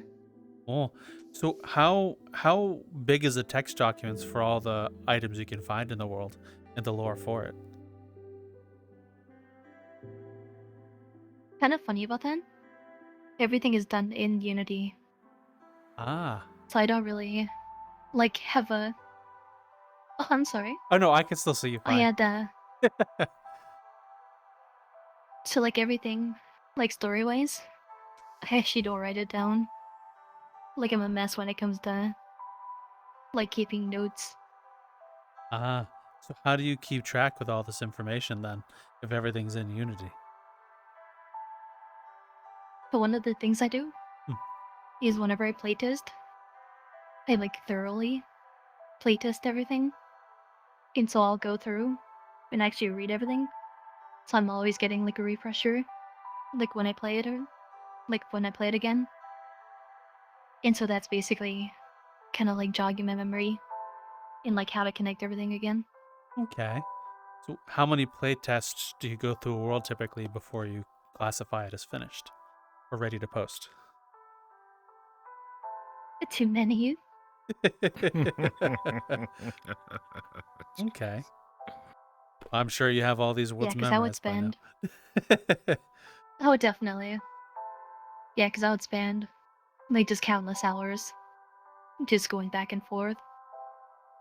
There'd be many times too. I'm sure many world creators give this too. They would like I would just like run back and forth for no reason, Oh. just trying to test like every little thing. Hmm. So in your playtests, was there anything funny that popped up or memorable among the playtests for worlds, any of them, or even this one? So like the funniest, like one that still gets me is because I'm like jumpy. Hmm. That's why I don't like jump scares. And so in Tenebrous 1, I have this shadow. Like he just stands there, like to stay pose. And every time I'm test, like I'm just like not even testing. I'm just flying around in Unity, Hmm. and I forget that he's there. So I come around the corner, and he just jump scares me, and he's not even supposed to. And so like every single time, that always gets me. Hmm. Oh, another question is, among in your time in VRChat, what are some of the more memorable events or things that have stuck with you as a person as well? Hello, I'm actually here to interrupt the episode you're watching really quick to ask you a favor. Please come join us at any of the other locations we have. You can find us on YouTube and Spotify, both of which we post our episodes and are very up to date on both. We have Discord where you go to hang out all the time, where you're gaming and shooting the breeze over with many people over that way. Feel free to come join us. I invite you. If you wish to support us, we have a Patreon where we post a bunch of random bits, bobs, and extra podcasts every once in a while for you to go enjoy. Also, if you wish to support us while in VRChat, we're now part of the creator economy. So please come join if you wish to support us there. It's there for you to choose if you so wish. And thank you very much. And a special thanks to some of the people who have signed up on our Patreon, which are as follows, and I have written down so I'll remember. And that's a tough thing. Forbidden Zero, Niche, Aliquum, Future Oracle, Lesser Capybara, and Frozen. Thank you all very much. Enjoy the rest of the episode. Hey, Cameron. I think pretty recently, like I was talking about the Ultra Fantastic, like that world. I think just exploring that world was kind of like, I guess, kind of going to like organism for the first time. just like being able to be, I guess, just carried along, like with the story. Mm. Like you don't know exactly what's going on, but just being able to go through environments, it's kind of like a feeling I haven't had in a long time. Mm. So it's like a super nice feeling. Oh. So with super fantastic movement, were there any other worlds that gave you that same feeling here in VRChat?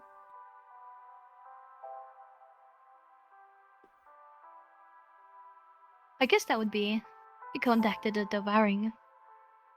Because the Devouring was like when I first played in, just like any other player, I hated how like I would die and end up in the spawn room again, and then walk 20 minutes to where I was going, only to die again. But then like as like time went on, and I started learning like world building, then I started to appreciate, and then I started learning like the story, and it just like grew on me like immensely. And now it's like my all-time favorite world. Ah. So the Devouring is your all-time favorite world. How did you find it? Did you world hop into it, or were you shown it? I think I was shown it.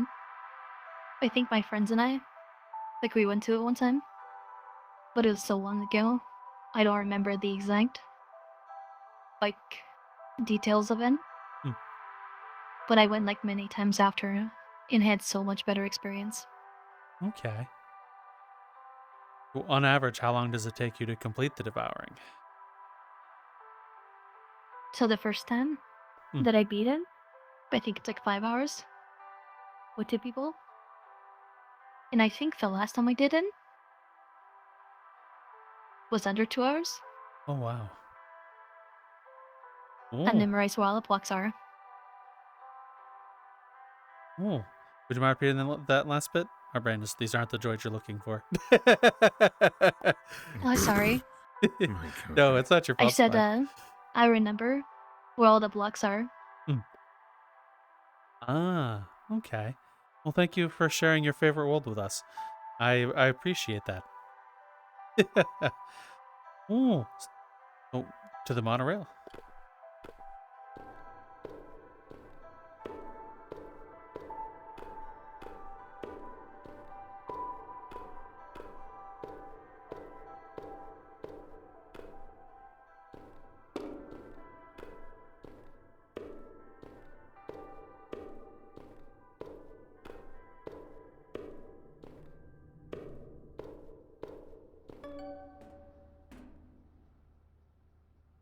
Countdown. Okay, so I'll count down again. So 3, 2, 1, go.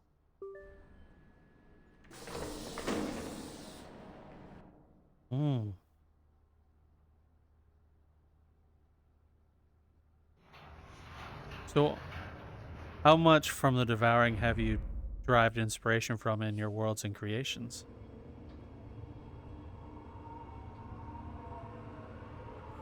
So I think, like most of it was just puzzle-wise.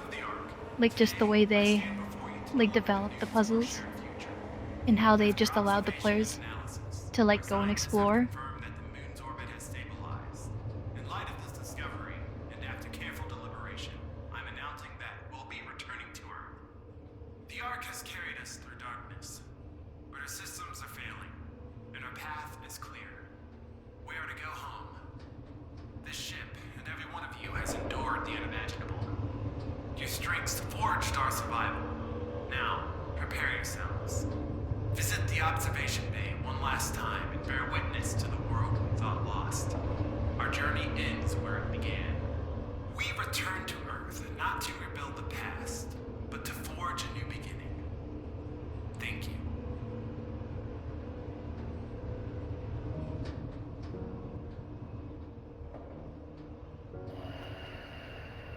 Oh. So they returned to Earth. So this part here was to kind of describe, like, why no one else is here. Okay.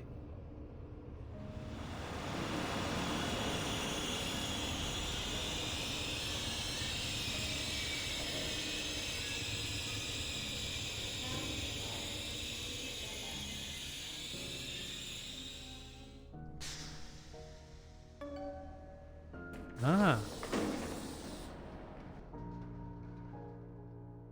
Oh. So everyone went back to Earth. May I ask why they go back to Earth? Oh, because the damage to the arc. Hmm. So like the systems are failing. So they wouldn't last long anyway. Like if they stood here. Okay. Oh.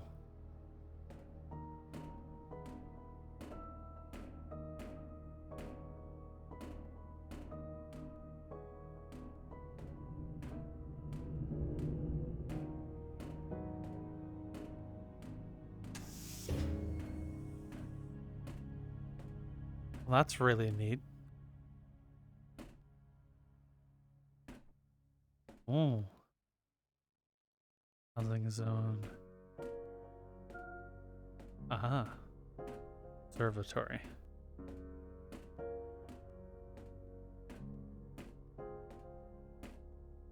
Or not.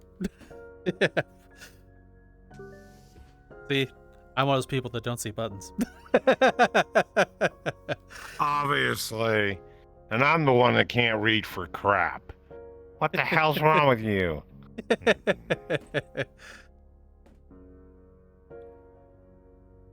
Cool.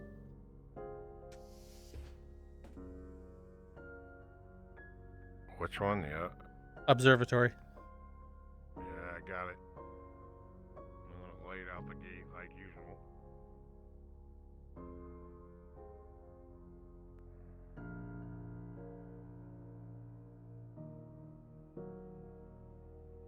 Even though the elevator is made locally, it is very smooth in terms of like the ride going up. How did you set the elevators up in terms to have that very smooth movement?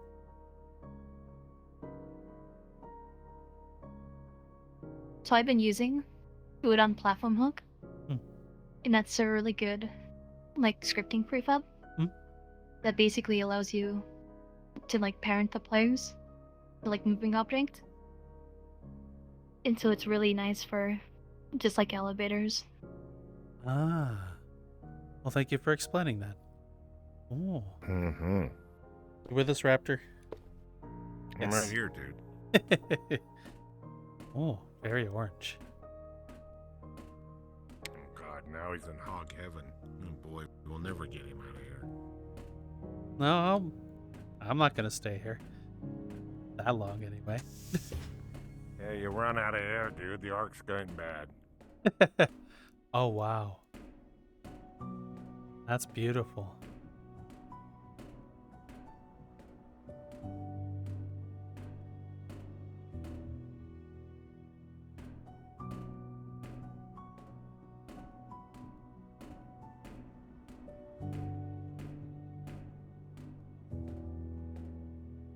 Turn up the volume so you can hear. So more of the door systems are failing, and the AI is getting more obnoxious on how to set the path to complete tasks. I've started using the vents, and it's been working out for me just fine. Doors are one thing, but if the engines go out again, that's when I'll have to make a call. I won't leave you. Till that comes down to it, we'll go to deep space together, okay?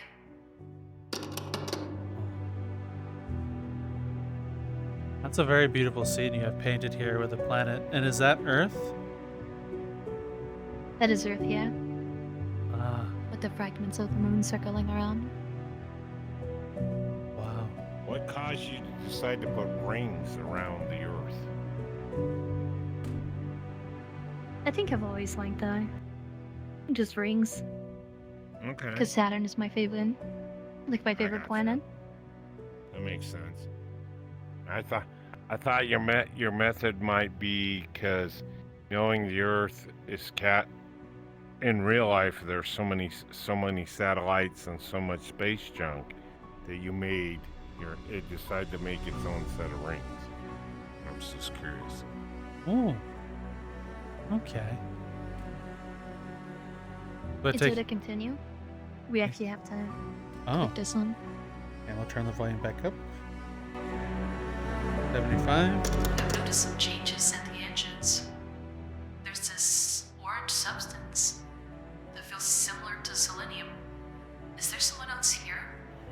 The cryo status says you haven't woken up yet, so to have... What was that? Oh no, I have to get to the entrance now before they thaw correctly. Head back to the monorail. Oh.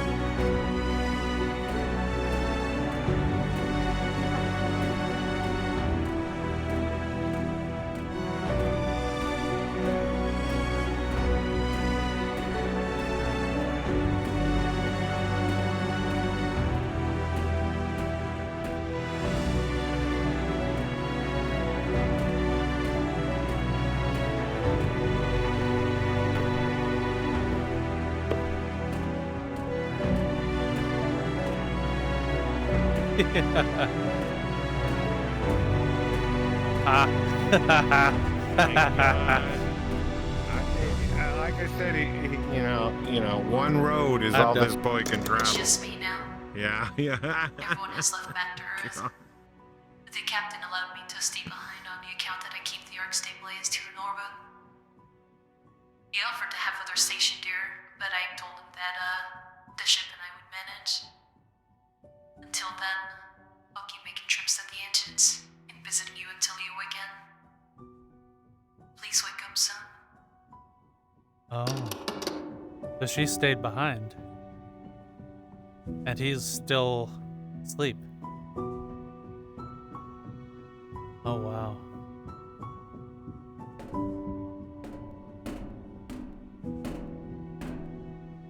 You know, for some people, being alone for so many years can really get to them.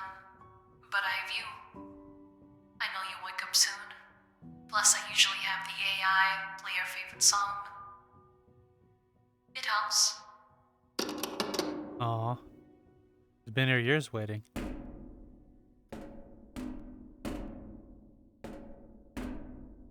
finally repaired the engines. Just in time, too. The thrusters weren't enough to keep the Ark in orbit with the Earth much longer, so having the main engines will allow us to send the Ark away into space away from Earth. Oh, wow. They're bound to leave orbit. Or they already left orbit. No, so they set the Ark. Hmm? So the Ark is prepared to go off into space. But Elizabeth, kept it in orbit. Just enough. So, when you wake up, they can go. Hmm. But you never woke up. Ah. And then something happens. So now the Ark is just drifting, ever so closely. Oh. So the player is the person she was waiting for. Oh, wow. Holy shit. That's a great story realization. Is this similarly to what happens in the game you suggested? Or based this on? I don't think so. I don't think I played a game that has a...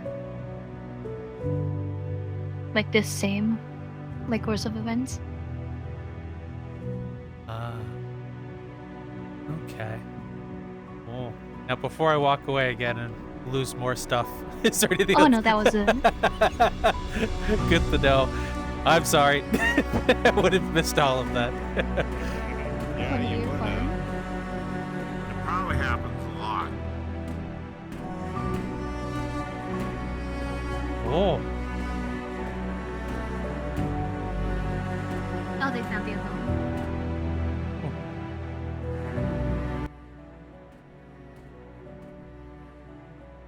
Captain made an announcement today, and the crew deck is buzzing with a mix of excitement and disbeliefs. After all this time, we're going home. But that's not what's on my mind right now. After the announcement, they pulled me aside, and they said they've been thinking about us. About what we've built here in the middle of the void. And then they said, when we get back to Earth, I'm going to propose to you. I don't know what to say. I still don't. My heart feels like it's going to First, we're going home, and they want to build a life with me there. I don't know what the future holds, but for the first time in a long time, I feel like I have something to look forward to. Not just a mission, not just survival, but a life. A real one. Ah. And so she moved on after waiting.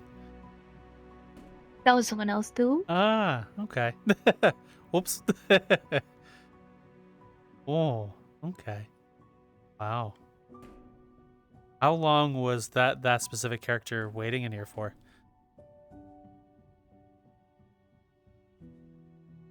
Elizabeth? Yeah. I actually don't have a time frame. Ah, okay. And so another question is, the events of the arc, what is the time frame that these took place from launch to when everyone abandoned? I guess I never wrote that down. Ah, okay. I guess it's kind of, I guess it I guess kind of a little ambiguous. Hmm. Ambiguous. Ah, understandable.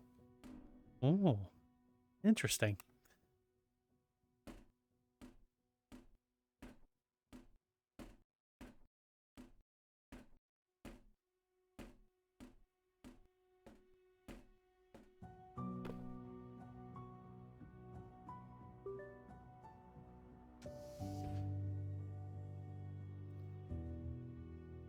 Boy.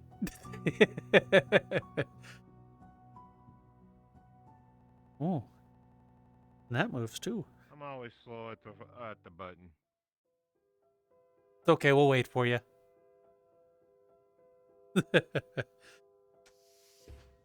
Oh, everything's dark now. Oh, the power went out when we were up at the observatory. Oh, wow.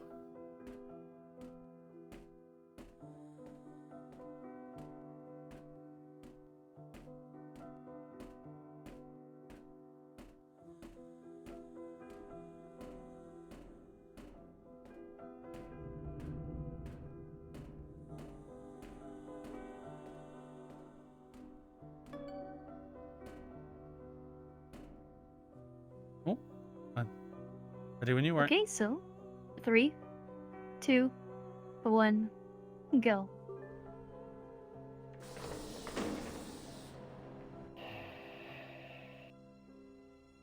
All I know is there's something I want to ask her, but I'm just curious, but it has nothing to do with creation or anything like that. Have you ever thought of getting into reading audiobooks? You've got such a soothing voice. It's just unreal to listen to. I'm not sure how much time has left, but I need you to do something for me. The Ark is still in orbit. Set the coordinates at the bridge and leave. Don't look back. Just go home. There's so much I want to say, but I think this says it better. Or in the echoes of the night, you will find my heart, my guiding light, through distant dreams. In worlds unseen, where love remains, a bond supreme. Through time may steal what we once knew, I'll always hold the thought of you. Even now, as the stars fade and the Earth groans under the weight of time, I'm still holding on, not to the ship or the mission, but to you. Just please, make it home safe.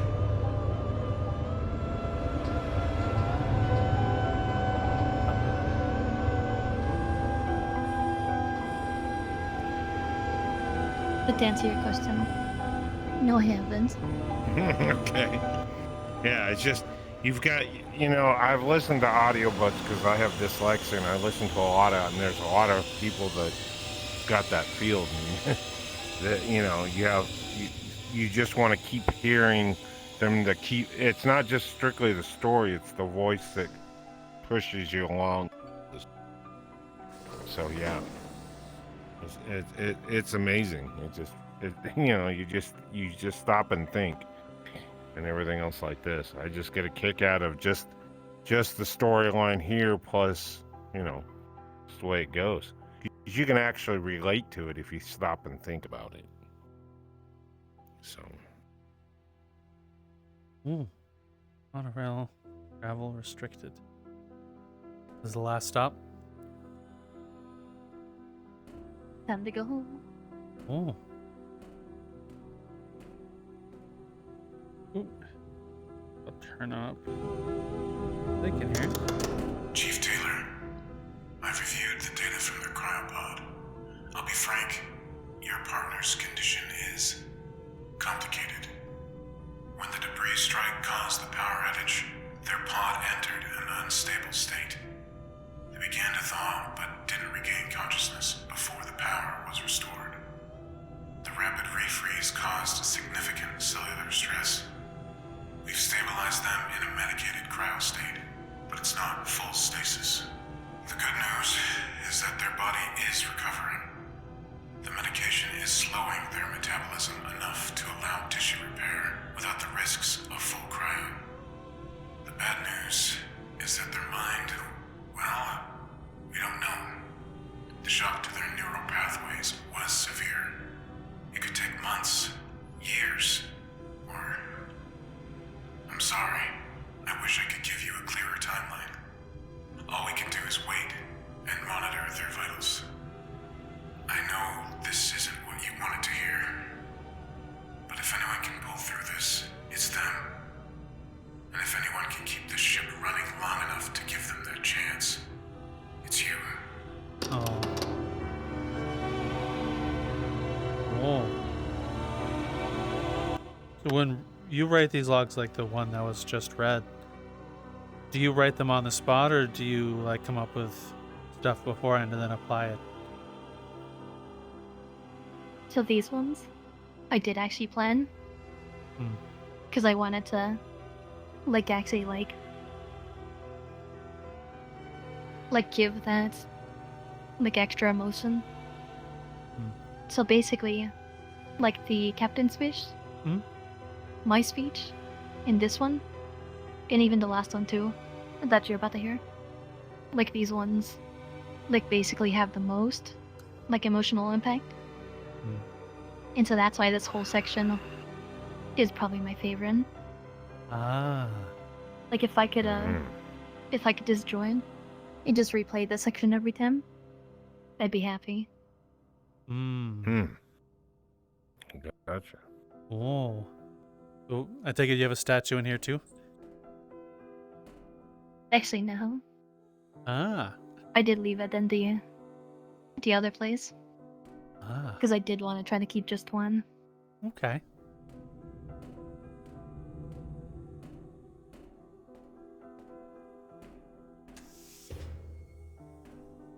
Oh.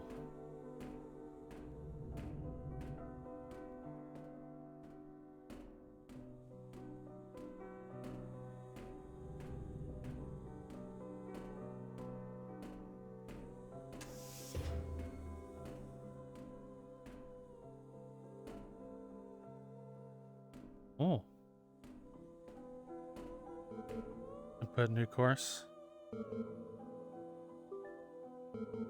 Are you sure you won't be able to go So yeah, back? go ahead. I'll wait for Go ahead everyone and to click those. Okay. And then confirm. Yep. Confirmed. New course set. So this plays into the alternate ending. Ah. So there's something that you have to bring, all the way here. And if you forget it, this basically tells you. Ah. But we don't have it, so. Ah. We'll see the original ending. Ah. And right behind you is... No, the tape behind on you, actually. the chair. Ah. After hearing from the scientists, I made sure Chief Taylor was the first to know that we could go back home to Earth. However, she didn't seem excited about the news. She came to me the next day and told me she wanted to stay behind, alone. I told her it was madness. Even with our repairs to the engine, the Ark still isn't in the best shape. The reactor's still unstable, plus the orbital thrusters are reaching their limit. But she just looked at me and smiled. She said to me, "Captain, as the lead architect of the Ark, this ship is my life's work. I may not have laid every bolt or welded every wire, but I know every detail, every system, every line of code. I built it, and I'll be damned if I let it fall apart while there's still a chance for them to wake up." I was at a loss for words. I told her that she didn't have to carry this alone. I offered to leave a skeleton crew of engineers, medics, anyone she needed, but she flat out refused. She said it wouldn't be right keeping them here, away from Earth, while she waits for her love to awaken. I couldn't deny that she brought up a good point. So, against my better judgment, I agreed. But I had one condition. I told her to promise me that whenever her significant other awakens, whether it's next year or next decade, and the two of them can finally come home, I asked her to send the Ark into deep space. The orbital thrusters don't have long, and the Ark will require manual input using the main engines to keep it in a steady orbit. Because of this, she won't be able to cryo herself while she waits for her significant other to recover. With the Ark using the selenium reactor as its main power source, crashing to Earth would be catastrophic. Last thing I told her, even if you're not here to see it through, let the Ark finish what it was meant to do. And with no hesitation, she said she would make sure of it. I told her that we would keep the comms open if she ever needs us for anything. Something tells me, though, we won't hear from her again. God help her, and God help her significant other. I really hope they don't awaken only to find her gone. Is the item you need for the alternate ending the token? That would be it. Is that the last voice log in here? Is there any others? That is the last one, yeah. Now, where do we next go? Down the stairs? Or is this like the final location? This is the final section there.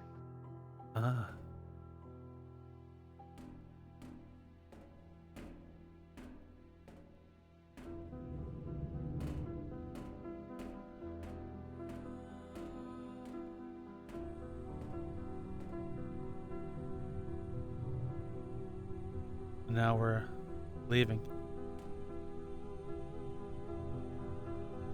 There's actually a collectible now. Like a Right. collectible. I saw the radio up here. Oh. But yeah, this was like when I made this, I wanted it to be kind of like one last visual.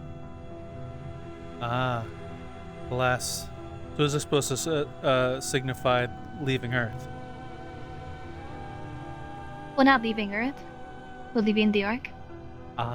You're basically leaving like everything behind. I see.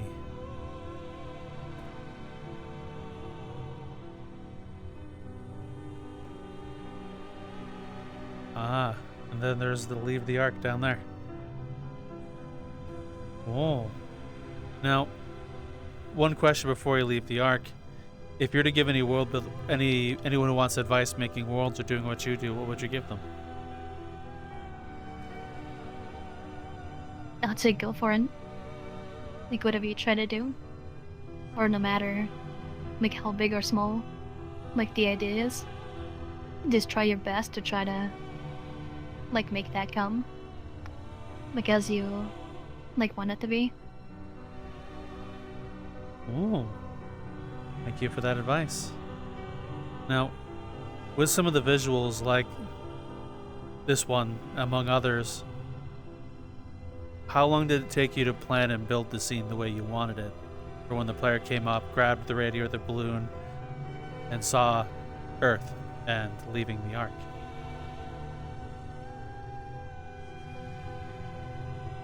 So this room actually, I think took about a day or two.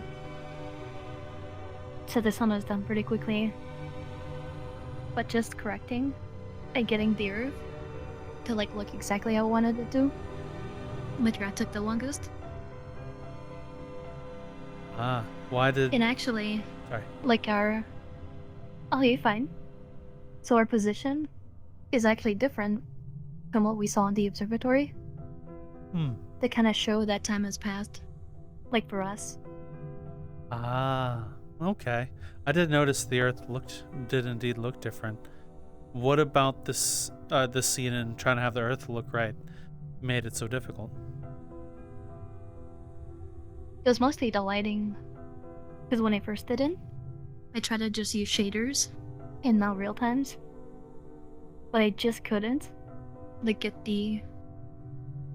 I guess just the shadows correctly. And so I just opted to use just the directional. So it gives the perfect half shadow. Oh. So it's like a compromise, but I really like how it came out. Looks really beautiful, the whole scene. Very well done. Oh. Now, I take it we... Ready to go? Let's go. Ooh.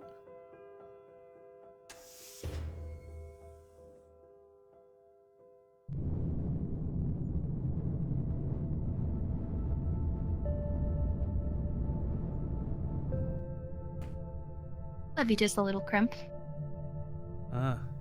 Then there's the Earth as well, right there. Oh. And the arc is there. Created by... These are all the credits to everybody. Ooh.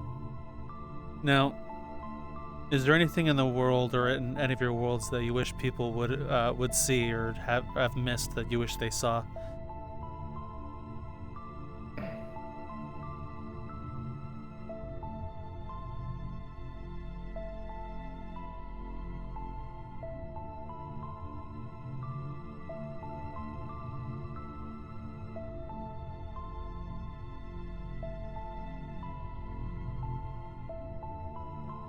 I guess it's kind of hard to point out one thing, no?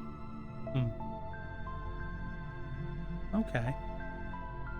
Another question as well. What happened to the partner, the one that was waiting for the one in cryo? I guess I kind of leave that up to ambiguity as well. Okay. Well, Although that does also like tie in with my overarching thing. Will there be a sequel to this in the future? No sequel. No. This one's done. Okay. Now, what is next for the projects people can look forward to coming from you?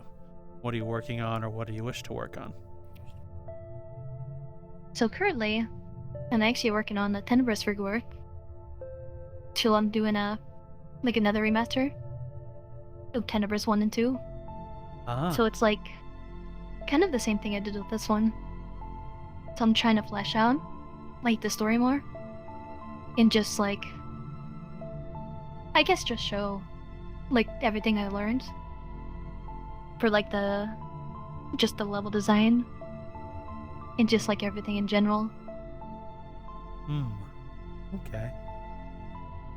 Ooh.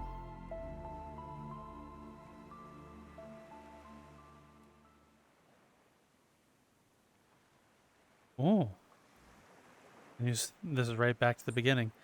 And thank you so very much, Salena, for taking the time to let us get to meet you and everything. No doubt. It's been an absolute blast. No, it was great. I learned a little Thank bit you more. both for fun. Now, last couple of questions before we start wrapping this up. The name you use in VRChat, where'd you get it? Why do you use it? So my name? It's kind of funny because I think I saved like a few names. Like when I first started. And so, like I guess I was really drawn to this one. What was the other question? Why do you still use it? I kind of feel like it's because I guess like a few years ago, they had like a new leaf turning thing, and so like I feel comfortable, like with the name and who I am now. And the avatar you use in VRChat, where did it come from? Why do you use it? And is there anything about it that means anything to you? So this one, I actually just got her. Ah. Her name's Maricia, and I actually like did a head swap with her, just because like the main body didn't have the outfits that I wanted. Ah. But I'm always swapping, which is what I really like about like just VRC in general. I can basically just be who I want. Okay. Oh. And again, thank you for your time. It's been an absolute honor being able to speak with and meet you. Yes. No doubt. Oh. And I'm impressed. agreed. Solely impressed. Solely impressed. Oh. Don't stop. Whatever you do, don't stop. I don't plan to. Good. Oh. Now, if the audience wishes to reach out and find you, where can they go to find you? Oh, they could find me on my Twitter. So, I think I'm at Salena of VRC, and I post a bunch of just like work in progress photos, like even trailers for like the worlds I'm working on. So that's probably the best place to learn about like up and coming things I'm doing. And then I also have like my world group, so-called Faceman's Domains. And then I post like world releases. It just like major butt fixes there. Ah, okay. Make sure all of those are in the description for the audience. Now, if you're in YouTube, if you scroll down, you'll see the description. If you hit show more, look for guest links. All those links she mentioned will be right there for you to find. If you're in Spotify, it'll be the episode description. Same place, same label, easy to find. And with this point, we'll give you the audience member a question. It's for the VRChat users. What is your favorite world? Why? I'll share mine with you. Mine is space and chill, actually. There's a couple memories Raptor and I and our friend group have hanging out on an older version of the map on the sun, where we all found our way in a flying avatar over there and hung out there watching our other friends trying to figure out how the fuck we even got there. So with that said, that's mine. We'd love to see yours and why. Let us know in the comment section. With that said, Raptor, you know the thing. You know, Line, no matter what the situation, space, on Earth, wherever you might be, when you're in here, it gives you a different point of view of what you are or what you can't want to be. But no matter what, you're still who you are. And people like this makes the gears click. And sometimes it just brings you back to home base. And when you finally put your feet back on the ground, and mine are not on the ground for some stupid reason, you'll figure it out just like I do. And have fun, because that's the best way to do, is always figure it out. We'll talk to you later. Thank you again. Bye. Meow. Meow. Meow. This is not as easy as it looks without making it. Meow. Meow. Meow. Beep beep. Mom, I forgot to get my flyer license. Yeah. My helicopter's in the ditch.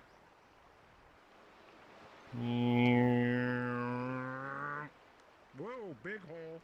Whoa.